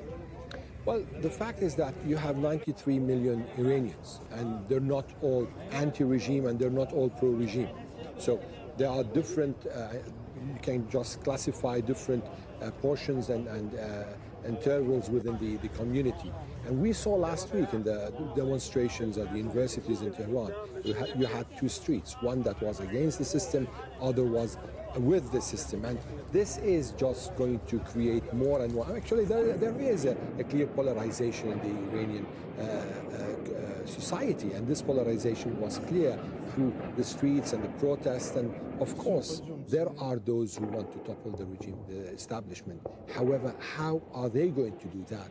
Without a military force, without having arms, without a defection within the army or within the IRGC, this is going to be very complicated. Now, some are suggesting that there is going to be some moves from the peripheries, especially from the areas of Kurdistan or from Baluchistan, where we heard from the opposition there, the militants there, the Kurdish militants in Iraq, PAK, PJAK, Komila, and from the other side in Baluchistan, that they are unifying under umbrellas. Are they going to be able to do that? Especially that the regional depth might be a bit concerned with such moves and such projects.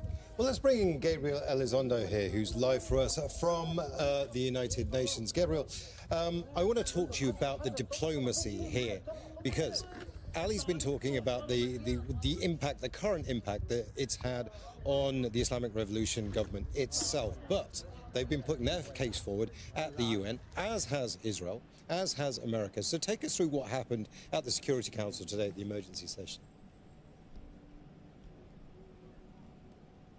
Yeah, there was a lot of talk about diplomacy during the Security Council meeting. We heard from several Security Council members and even Iran also saying that diplomacy was working. There were talks that were going on, and now they have been completely derailed because of Israel and the United States launching this attack on Iran. And we even heard the Secretary General mention it in his remarks as well, saying that, you know, he regrets the fact that that next week there was supposed to be another round of talks in Vienna, and he said regrets the fact that now that potentially has been derailed. So the path to diplomacy is now more narrow than ever, and I think that's what we heard a lot of Security Council members mention, that that is a real shame, quite frankly. Now, we heard from Israel and the United States, both who said that they had exhausted all avenues for diplomacy. Now, Oman, who's an impartial observer, if you will, kind of leading the talks. We heard from Oman's foreign minister speaking to U.S. television just yesterday, saying that they were advancing in talks and that it was progressing. And now, less than 24 hours later, we have this. So this is where we're at right now, but clearly the path to diplomacy is more narrow than ever at this very moment. I mean, Gabriel, when you talk to people outside of the actual Security Council, when people are in the corridors, they're talking to each other, do you get a sense that what you just said is a little bit stronger than that? Is it the fact that it's not a narrow road anymore, but the path to diplomacy has been completely destroyed? Well, of course, these are diplomats, so they always want to leave the door open for diplomacy. So they'll say that publicly or privately. But clearly, as you probably correctly point out here, when they're not in front of the microphones and they're not in giving speeches, so to speak, this is the worst case scenario in terms of this attack on Iran. Certainly pretty much slams the door to any sort of diplomacy. And you'll get someone like the United States and Israel that are sort of praising that and sort of saying that that's fine because in the eyes of the United States, as the U.S. ambassador said, he claims that Iran was not negotiating in good faith. But clearly, this organization is made up of 193 member states, of course, and the vast majority would have much preferred to stay on the path of diplomacy and keep the talks going because, as the Omani foreign minister said, they seemed to be making progress. Gabriel Elizondo and Ali Hashim, thank you. Stay there. We're just going to give you a quick recap. Now, you're watching continuing coverage of our joint Israeli and U.S. strikes on Iran. I'm Imran Khan. Now, here's the latest. U.S. President Donald Trump says Iran's Supreme Leader Ali Khamenei is dead. Trump made the announcement in a post on Truth Social saying it gave Iranians their greatest chance to take back the country. Iranian state media says Khamenei's daughter, grandchild, daughter-in-law and son-in-law were killed in the strikes. U.S. and Israeli strikes that began on Saturday have continued into the night. Iranian media have reported more explosions in the capital, Tehran. And following the U.S.-Israeli attacks on its territory, Iran has launched strikes on U.S. assets across the region in Bahrain, Kuwait, Qatar and the United Arab Emirates. And there have been reports of an Iranian drone targeting the Burj Al Arab in Dubai. Authorities confirmed that the drone was intercepted and debris caused a minor fire on the hotel's iconic outer facade. Now, Tawhid Asadi joins us live from Tehran. Just when we were talking before, you were talking about this kind of idea that there was fear of more strikes in the capital, and that's exactly what's happened. That's what you're hearing. Tell us more. Well, over the past few minutes, I can say, or less than an hour to be precise, we heard sounds of explosion in downtown. However, there's no detail coming out, but this is just a continuation of a campaign of strikes, specifically in the downtown. Yesterday, we heard sounds of massive explosions in different areas, particularly in Pastor neighborhood, which is housed to the office of Iran's Supreme Leader as well as the office of Iranian President. And now there are some speculations, some reports, and also a statement from the U.S. President Donald Trump about the Iranian Supreme Leader being dead. And on that, we know that the Iranian officials, the statements coming from Tehran and the reports on the news agencies of the country are all in all saying that this is not a true report. We are not able to receive any official confirmation on this regard. We also heard from Iranian Foreign Minister as well as some members of the parliament saying that these reports cannot be they are not verifiable, and they are saying that the Iran Supreme Leader is alive. And also, we've got, as you said, a recent report about the death of Iranian Supreme Leader's daughter as well as his son-in-law and grandson. Also, previously, we've got reports about the death of one of his daughters that were around in the Iranian media. All in all, this is a very complicated situation. The stakes are really high, specifically seeing that Iran is talking about more retaliations. And on that, Ali Larijani, the Supreme National Security Council Secretary, is talking about the possibility of a lesson unforgivable to the oppressors.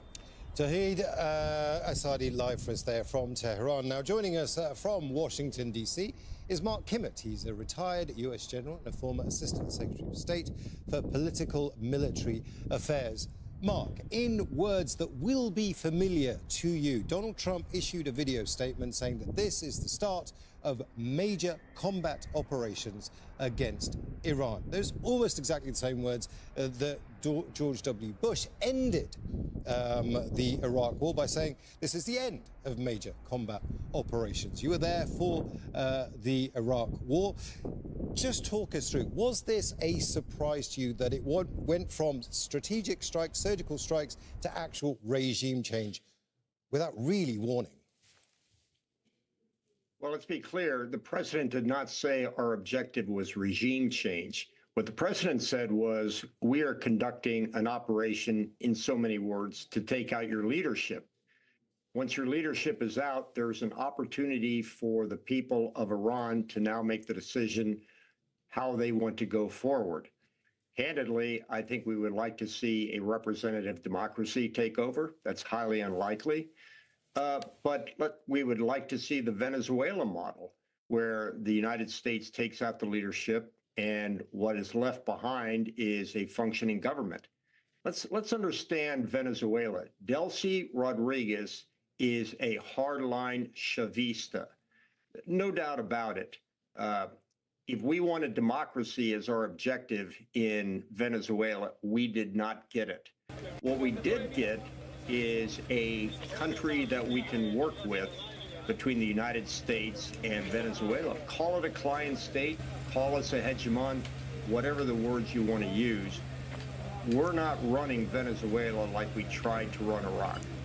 And candidly, I would hope that the United States, after this military operation is over, can find a way to work with whatever replaces the the regime of the supreme leader. But Mark, the supreme leader and the whole system is designed to survive. We've been talking about succession on the so far. There is a plan in place for a succession.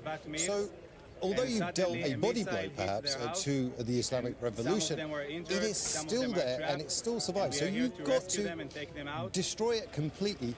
Does that mean putting 200,000 US troops on the ground? No, I disagree with you. You could have made the same argument about Venezuela, that Venezuela has paramilitaries, Venezuela has hardened ideological Chavistas running the government, that they will die for Nicolas Maduro, and they will never talk to the evil America. There is no reason why a follow-on government inside of Iran would necessarily be unwilling to work with the region and work with the United States. But you've got to install a government, surely. Now, how do you do that?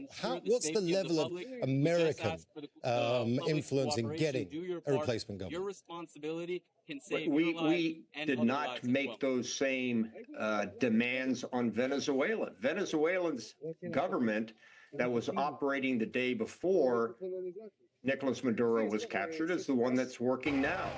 There is no reason why the bureaucratic government of Iran will not work on Tuesday.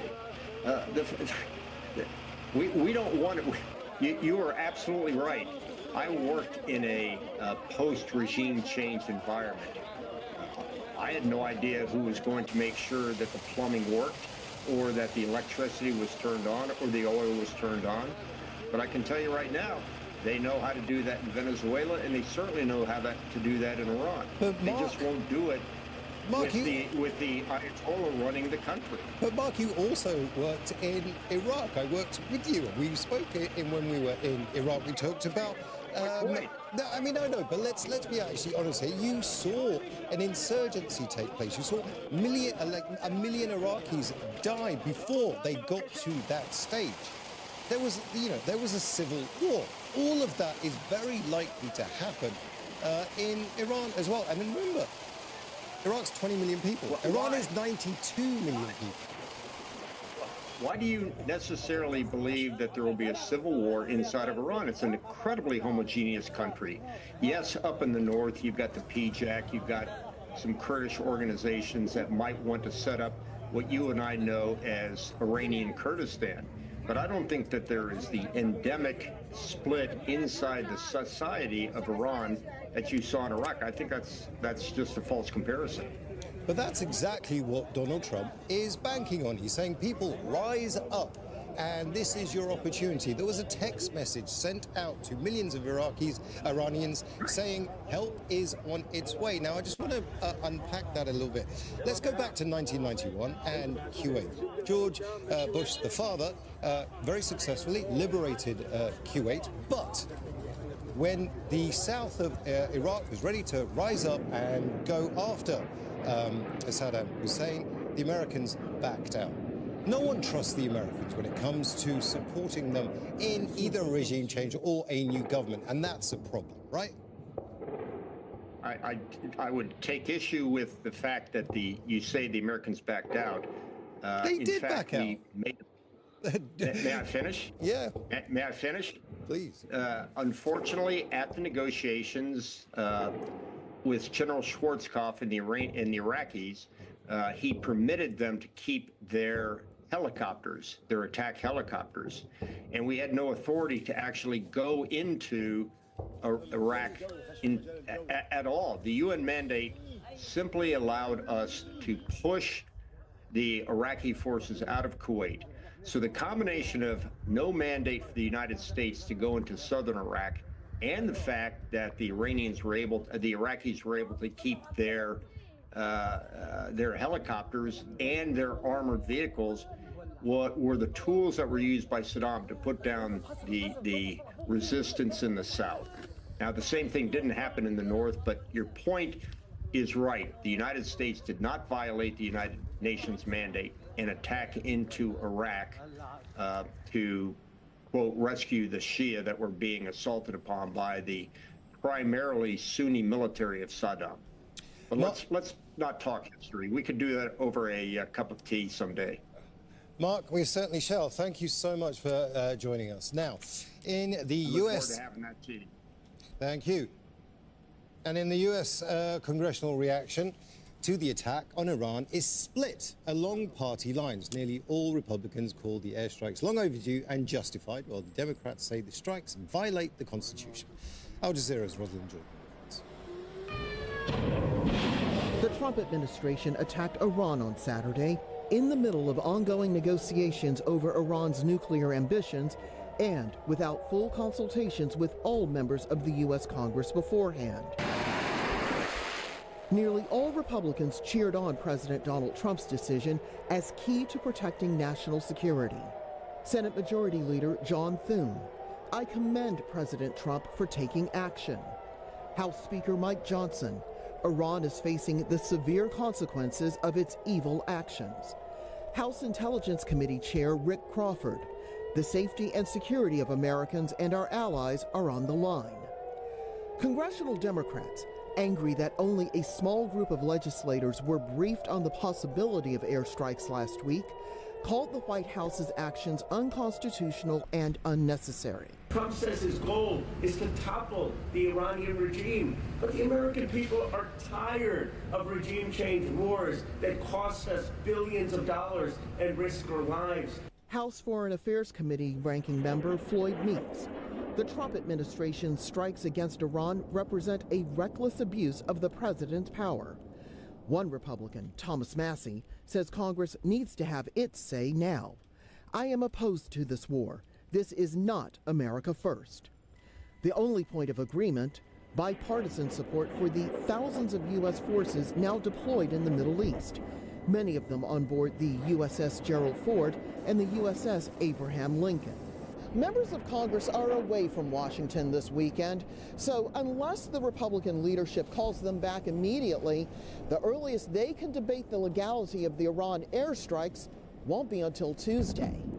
Rosalind Jordan, Al Jazeera, Capitol Hill. Now, Mike Hanna is joining us live from Washington, D.C. Rosalind Jordan just saying there that the earliest they might be able to debate this within the Congress is Tuesday. But he's got a slightly bigger problem, I think. You can explain it to us. Because his base, MAGA, has already come out and said this is not what we voted for. We did not want more foreign intervention. He's got to be taking that seriously if he's not taking Congress seriously. Well, there are some very senior MAGA leaders who have come out and said exactly that, saying that the operation in Iran is not in the U.S. national interest, and that is, in fact, contrary to what President Trump pledged during his campaign and before his second term, saying that there would be no more wars in which America would get involved because it was America first, and fighting in foreign countries was not in America's interest. So there are a number of senior MAGA figures who are very upset about that. Another note flow from Ross's piece is about the powers of Congress. There's great anger among some in Congress that they were not consulted, and in terms of the Constitution, it's Congress that has to give permission to go to war.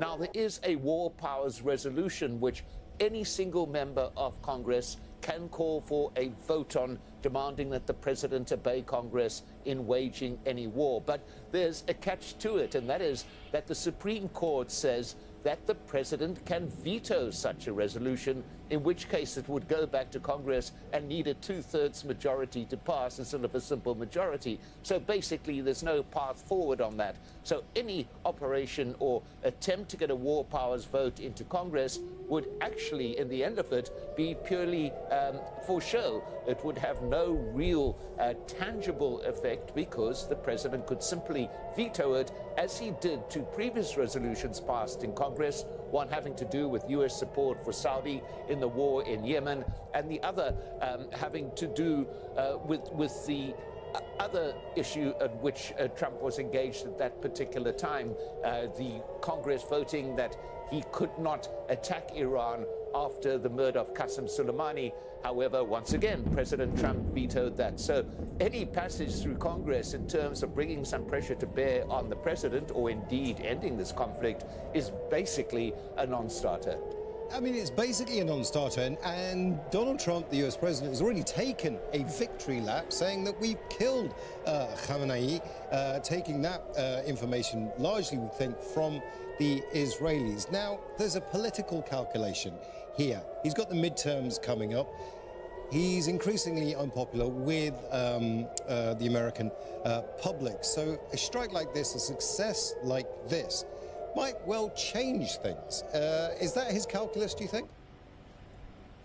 Well, all opinion polls showed that Americans, the majority of Americans, were opposed to any form of conflict, of the U.S. getting involved in any form of conflict outside the United States.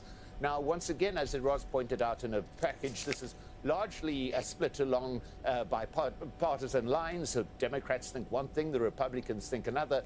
But the vast mass of Americans, opinion polls have showed, were reluctant or indeed opposed to any action in Iran.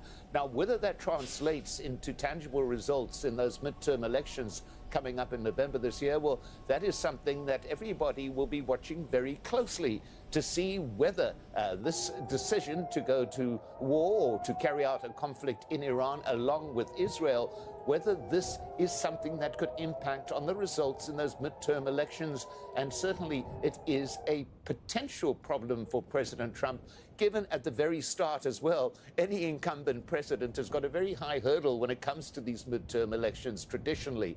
So it is something that's going to play out politically in the US, and it may not be the politicians who do it. It may be the American public voting at the polls in the midterms. Mike, stay there. We'll come back to you in just a moment. It's gone past 01 GMT. You're watching our continuing coverage of the joint Israeli and US strikes on Iran. I'm Imran Khan. US President Donald Trump says Iran's supreme leader Ali Khamenei is dead. Iranian state media have reported that 4 members of his family were killed in the strikes, including his daughter and grandchild. In a Truth Social post, Trump said, Khamenei, one of the most evil people in history, is dead.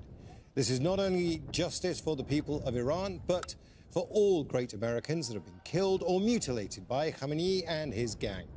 He was unable to avoid our intelligence and highly sophisticated tracking systems, and working closely with Israel, there was not a thing he or other leaders that have been killed along with him could do.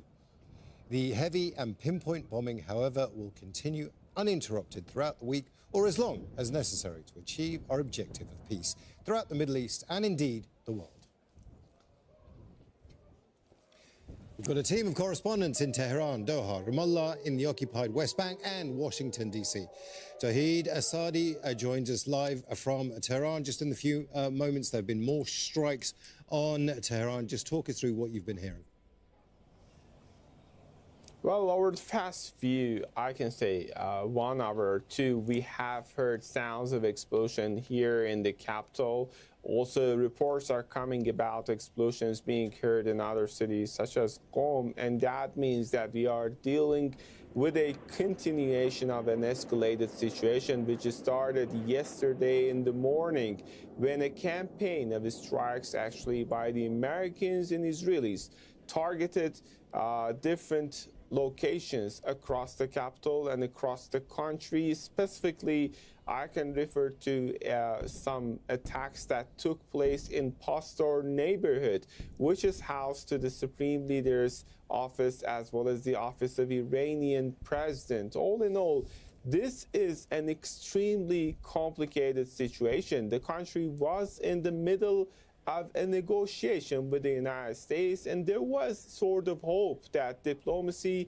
could pave the way for settlement and for a de-escalated situation, specifically following the major military build-up by the Americans in the region. But right now, the shadow of the war that people are and were very worried about is getting translated into real act of war, and Iran is reacting on that, about which I just talked to Iran's spokesperson for the Ministry of Foreign Affairs, Ismail Baghai. Let's take a listen.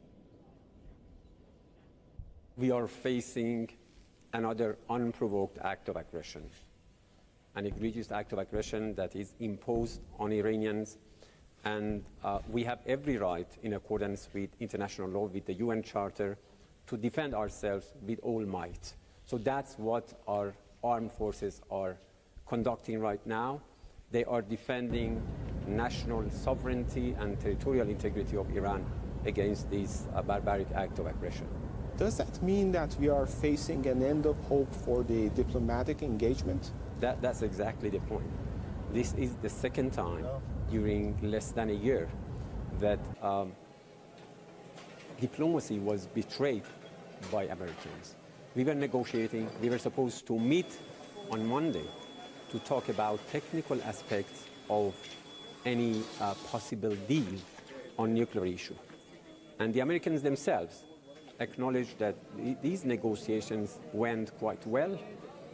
The mediator, Foreign Minister of Oman, qualified this round of negotiations as being of significant progress. But all of a sudden, as you see, the American and Israelis conducted this military aggression against Iran. I would say this is not only a betrayal of diplomacy, this is the betrayal of the trust of the countries of the region. This is the betrayal of the whole UN system, because the main pillar of the UN system, the UN Charter, is the provision of the use of force. And for a second time during the past 9 months, the United States, as a member of the UN Security Council, is launching an act of aggression against another member of the United Nations. So I think what is at stake is not only the security and peace of the region and that of the Iran, but also the whole fabric of international law and the normative system that has been created by the United Nations Charter. With the escalations ramping up to an unprecedented level, to what extent do you think this confrontation can go for the days and maybe weeks down the road? We don't know, because you see, as I said, this is something that is imposed on Iran. We never sought war. We were going to resolve this issue diplomatically. And this was the demand of the whole countries of the region and the international community.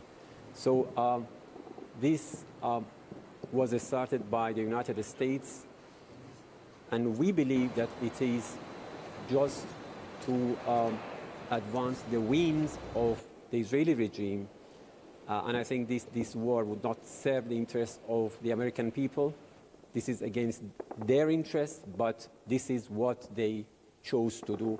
And I think the consequences would be very dire for everyone. As I already said, just as part of a single attack this morning on a primary school in Minab, more than 61 innocent girls were killed and maimed, and still more than 70 innocent ones are under the rubble. There has been also a widespread condemnation by regional countries about this attacks of Iran to the U.S. military bases in the region. So the question is, what is Iran's reasoning behind it? I think they're not really coming under attack by Iran. We have said once and again, and I would like to repeat that we are friendly with all countries of the region. We have proven that we trust our friends in the region. That's why we try to get together with the countries of the region in furtherance of this diplomatic process. The problem is that the United States is conducting this war of aggression at the cost of everyone, including the countries of the region. Under international law, any place, any location, any logistical support that are given to the aggressor are a legitimate target for the victim state. So we are not attacking any country in the region. We are friendly with all countries of the region. What we are doing is just taking defensive actions. We are defending ourselves against attacks by Americans and by the Zionist regime. And as you know, many of these bases, although they are part of the countries of the region's territories, but they are completely controlled by the United States, and they are used, or better to say, abused by the United States in order to launch an act of aggression against another country of the region. Is it like a credible claim to put forth that in the days ahead we may see a continuation of Iran's attacks to the US bases in the region? One thing is for sure, we would continue defending ourselves with all force. We are entitled, we are responsible for the safety and security of our people, and we have every right under international law to defend Iran against this act of aggression. Have you received or initiated any sort of contact with the mediating countries such as Oman to settle down the issues? This is a serious issue, and I think now the whole situation is different from yesterday. As you know, the mediator was involved in this very difficult process. We appreciate what Oman and other countries of the region and our neighbors did during the past 1 month. They really tried to convince Americans not to take the path of confrontation and bullying, but unfortunately it seems they failed. So what we are doing right now is to focus on defending our national integrity and Iran's territory against this act of aggression. And what is your assessment about the targeted areas and damages caused? I think our people understand very clearly that we did whatever we could, whatever was at our disposal to resolve this issue diplomatically. It was not Iran's fault. It is simply an excuse put forward by the Americans. They said 9 months ago that they obliterated Iran's nuclear program. And still they are repeating the same. They are talking about Iran's ballistic missiles. They are talking about some other excuses. They are all big lies put forward to justify this act of aggression. So our people are very clear in their mind that they have to stay strong in the face of this injustice, in the face of this organized military bullying. And I'm sure that at the end of the day, the Iranians will come out of this challenge victoriously. Very similar to that which took place back in June, Iranians once again faced actually a campaign of strikes by the Americans and Israelis while they were engaged in a trajectory of diplomatic interaction. But this time it seems to be a shift in Iran's behavior, quite in accordance with what we heard from them before, saying that in case of a U.S. attack, there is going to be a possibility of confrontational war down the road. And what we can see right now is Iran attacking the U.S. military bases in the region and seeing it as its right to respond, also retaliate reactions against the Israeli territories. For the time being, we can say escalation is name of the game, and we're not sure how far it would go, hoping that diplomacy could once again pave the way for a sort of de-escalation, but the reality on the ground at the time being is far from that point. Tahir Sadi there, live for us from Tehran. Mike Hanna is joining us now from Washington, D.C. Mike, just a few moments ago, we talked about Donald Trump's MAGA base and how they're criticizing him for this action, how Congress is also criticizing him, certainly on both sides of the aisle, or perhaps not that much from the Republicans. But the Iranian foreign minister there was just speaking. Donald Trump's also got an international problem here as well. Now, the Iranian spokesperson said this was a betrayal of the region. Now, Donald Trump has invested a lot in this region. He's talking about, Qatar, Saudi Arabia, the UAE. He does have a slightly different international diplomatic problem here as well, do you think? Indeed, yes. Well, President Trump has put great stock in members of that particular region, remembering the efforts that he's made with what he calls the Abraham Accords to get wider spread recognition of Israel. And he believed he was succeeding to a certain extent. But something like this is going to put back such efforts, particularly with regard to what has become very strong allies of the U.S., such as Saudi Arabia, such as Qatar. And we've heard from Qatar in the course of the day being very strong about the operation going ahead and also about the Iranian retaliation for the U.S. and Israeli strikes. But this does discombobulate the equilibrium of what President Trump may have been attempting to do in the Middle East, to get wider recognition of Israel and in that way to push through to what he claimed in his 20-point plan, which he thought would end the war in Gaza, would lead to the creation of a Palestinian state.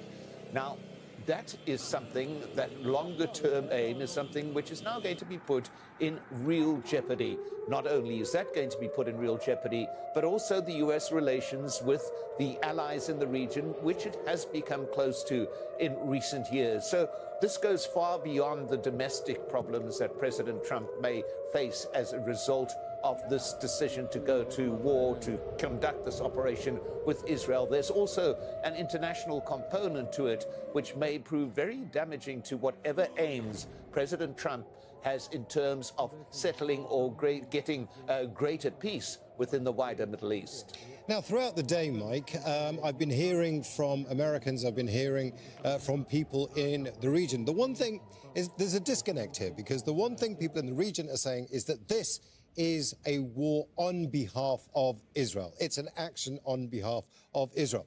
What I'm hearing from Americans, from both, all across the political spectrum, is that this worked in Venezuela and therefore it's going to work in Iran. It's an interesting kind of disconnect, but the spectre of Israel is there. Is this a war for Israel? Well, that's what some of those in MAGA are, in fact, claiming, that this is not in U.S. interest. It may be in the interest of Israel, that if you try and effect regime change in Iran, that may be to the benefit of Iran, but it is not in U.S. interest. So, yes, there is that element to it, and those within the region as well, seeing it as direct U.S. support for Israel in that ongoing conflict with Iran. But that being said, President Trump has been very pro-Israel throughout his 2 terms as president. So it does come as no real surprise that he would embark on this type of operation with Israel itself. But it still leaves that mark. It leaves that mark with partners with whom he's been trying to get a closer relationship. I mentioned once again Saudi Arabia. I mentioned Jordan. I mentioned Qatar. The issue of conducting a joint operation with Israel is something that could leave a lasting stain on Trump attempts to recalibrate the Middle East as a whole. Mike, stay there. We'll come back to you a little bit later on in the show. Now, Tehran has been retaliating with a series of strikes targeting multiple locations in Israel. This was the scene earlier in Tel Aviv, where the ambulance service reported more than 20 people have been injured. The Israeli military says air defences have been intercepted dozens of missiles over West Jerusalem and the occupied West Bank. Now, Nida Ibrahim is joining us right from Ramallah in the occupied West Bank. We're hearing that Israel's reporting one death so far. What more do we know? We know that the Israeli ambulance service has announced the killing of one Israeli woman in addition to the injury of 20 people in the wave of attacks that targeted Tel Aviv. According to Israeli media, 2 buildings sustained major damage, and the Israeli ambulance service managed to evacuate 3 people from the scene, but out of the 20 who've been injured, 2 were in a critical condition and one of them succumbed to her wounds. That's the Israeli woman, according to the Israeli ambulance service. Now, that brings the toll of yesterday at 8 a.m., yesterday's attack that started at 8 a.m. to 121. The majority of them, 119, were hit only suffered minor injuries. So we are talking about a majority of those that suffered minor injuries in addition to the killing of one Israeli.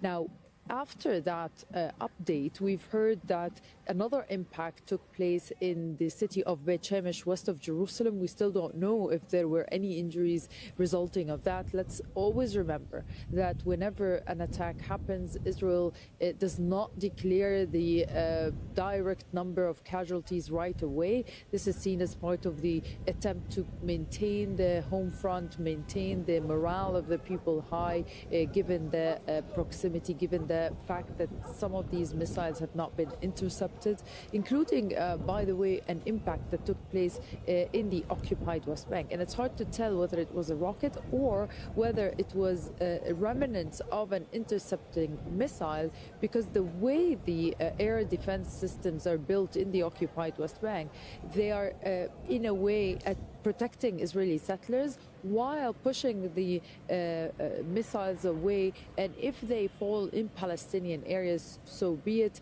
And we're still waiting to see if there was any damage or any casualties or injuries of that attack. Again, while in the last hour, the latest directive from the Home Command, the Israeli entity that deals with these alerts and sirens, the home front, was to leave the protected space. The directive was for Israelis to stay close to the protected areas. Now, Nida, I want to talk about the occupied West Bank right now, because I've just been hearing a report. Perhaps you can confirm or indeed deny this report for us. But as this attack was taking place, as you say, from 8 a.m. local time this morning, the occupied West Bank towns and villages were cut off from each other. Is that true? That is indeed true, Imran, and that reminds us of what Israel has done in June of last year, using the cover of the war here and the war on Iran to tighten the siege that already has been in place when it comes to Palestinians living in the occupied West Bank. Now we are talking about more than 1,000 checkpoints, road mounts, roadblocks that have been put up by the Israeli forces, cutting Palestinian cities from one another.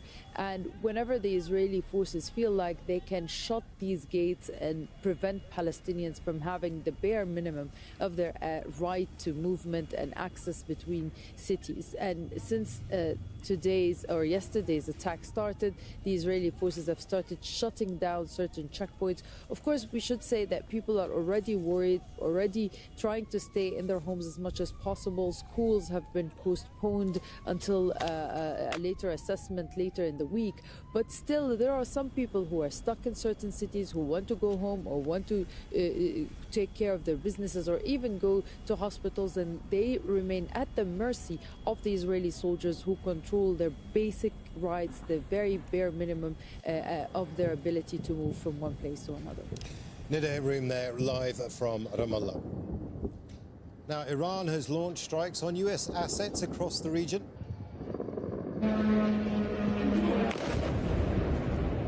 Iranian drones have struck several residential buildings in Bahrain's capital. It's not yet known if there are casualties.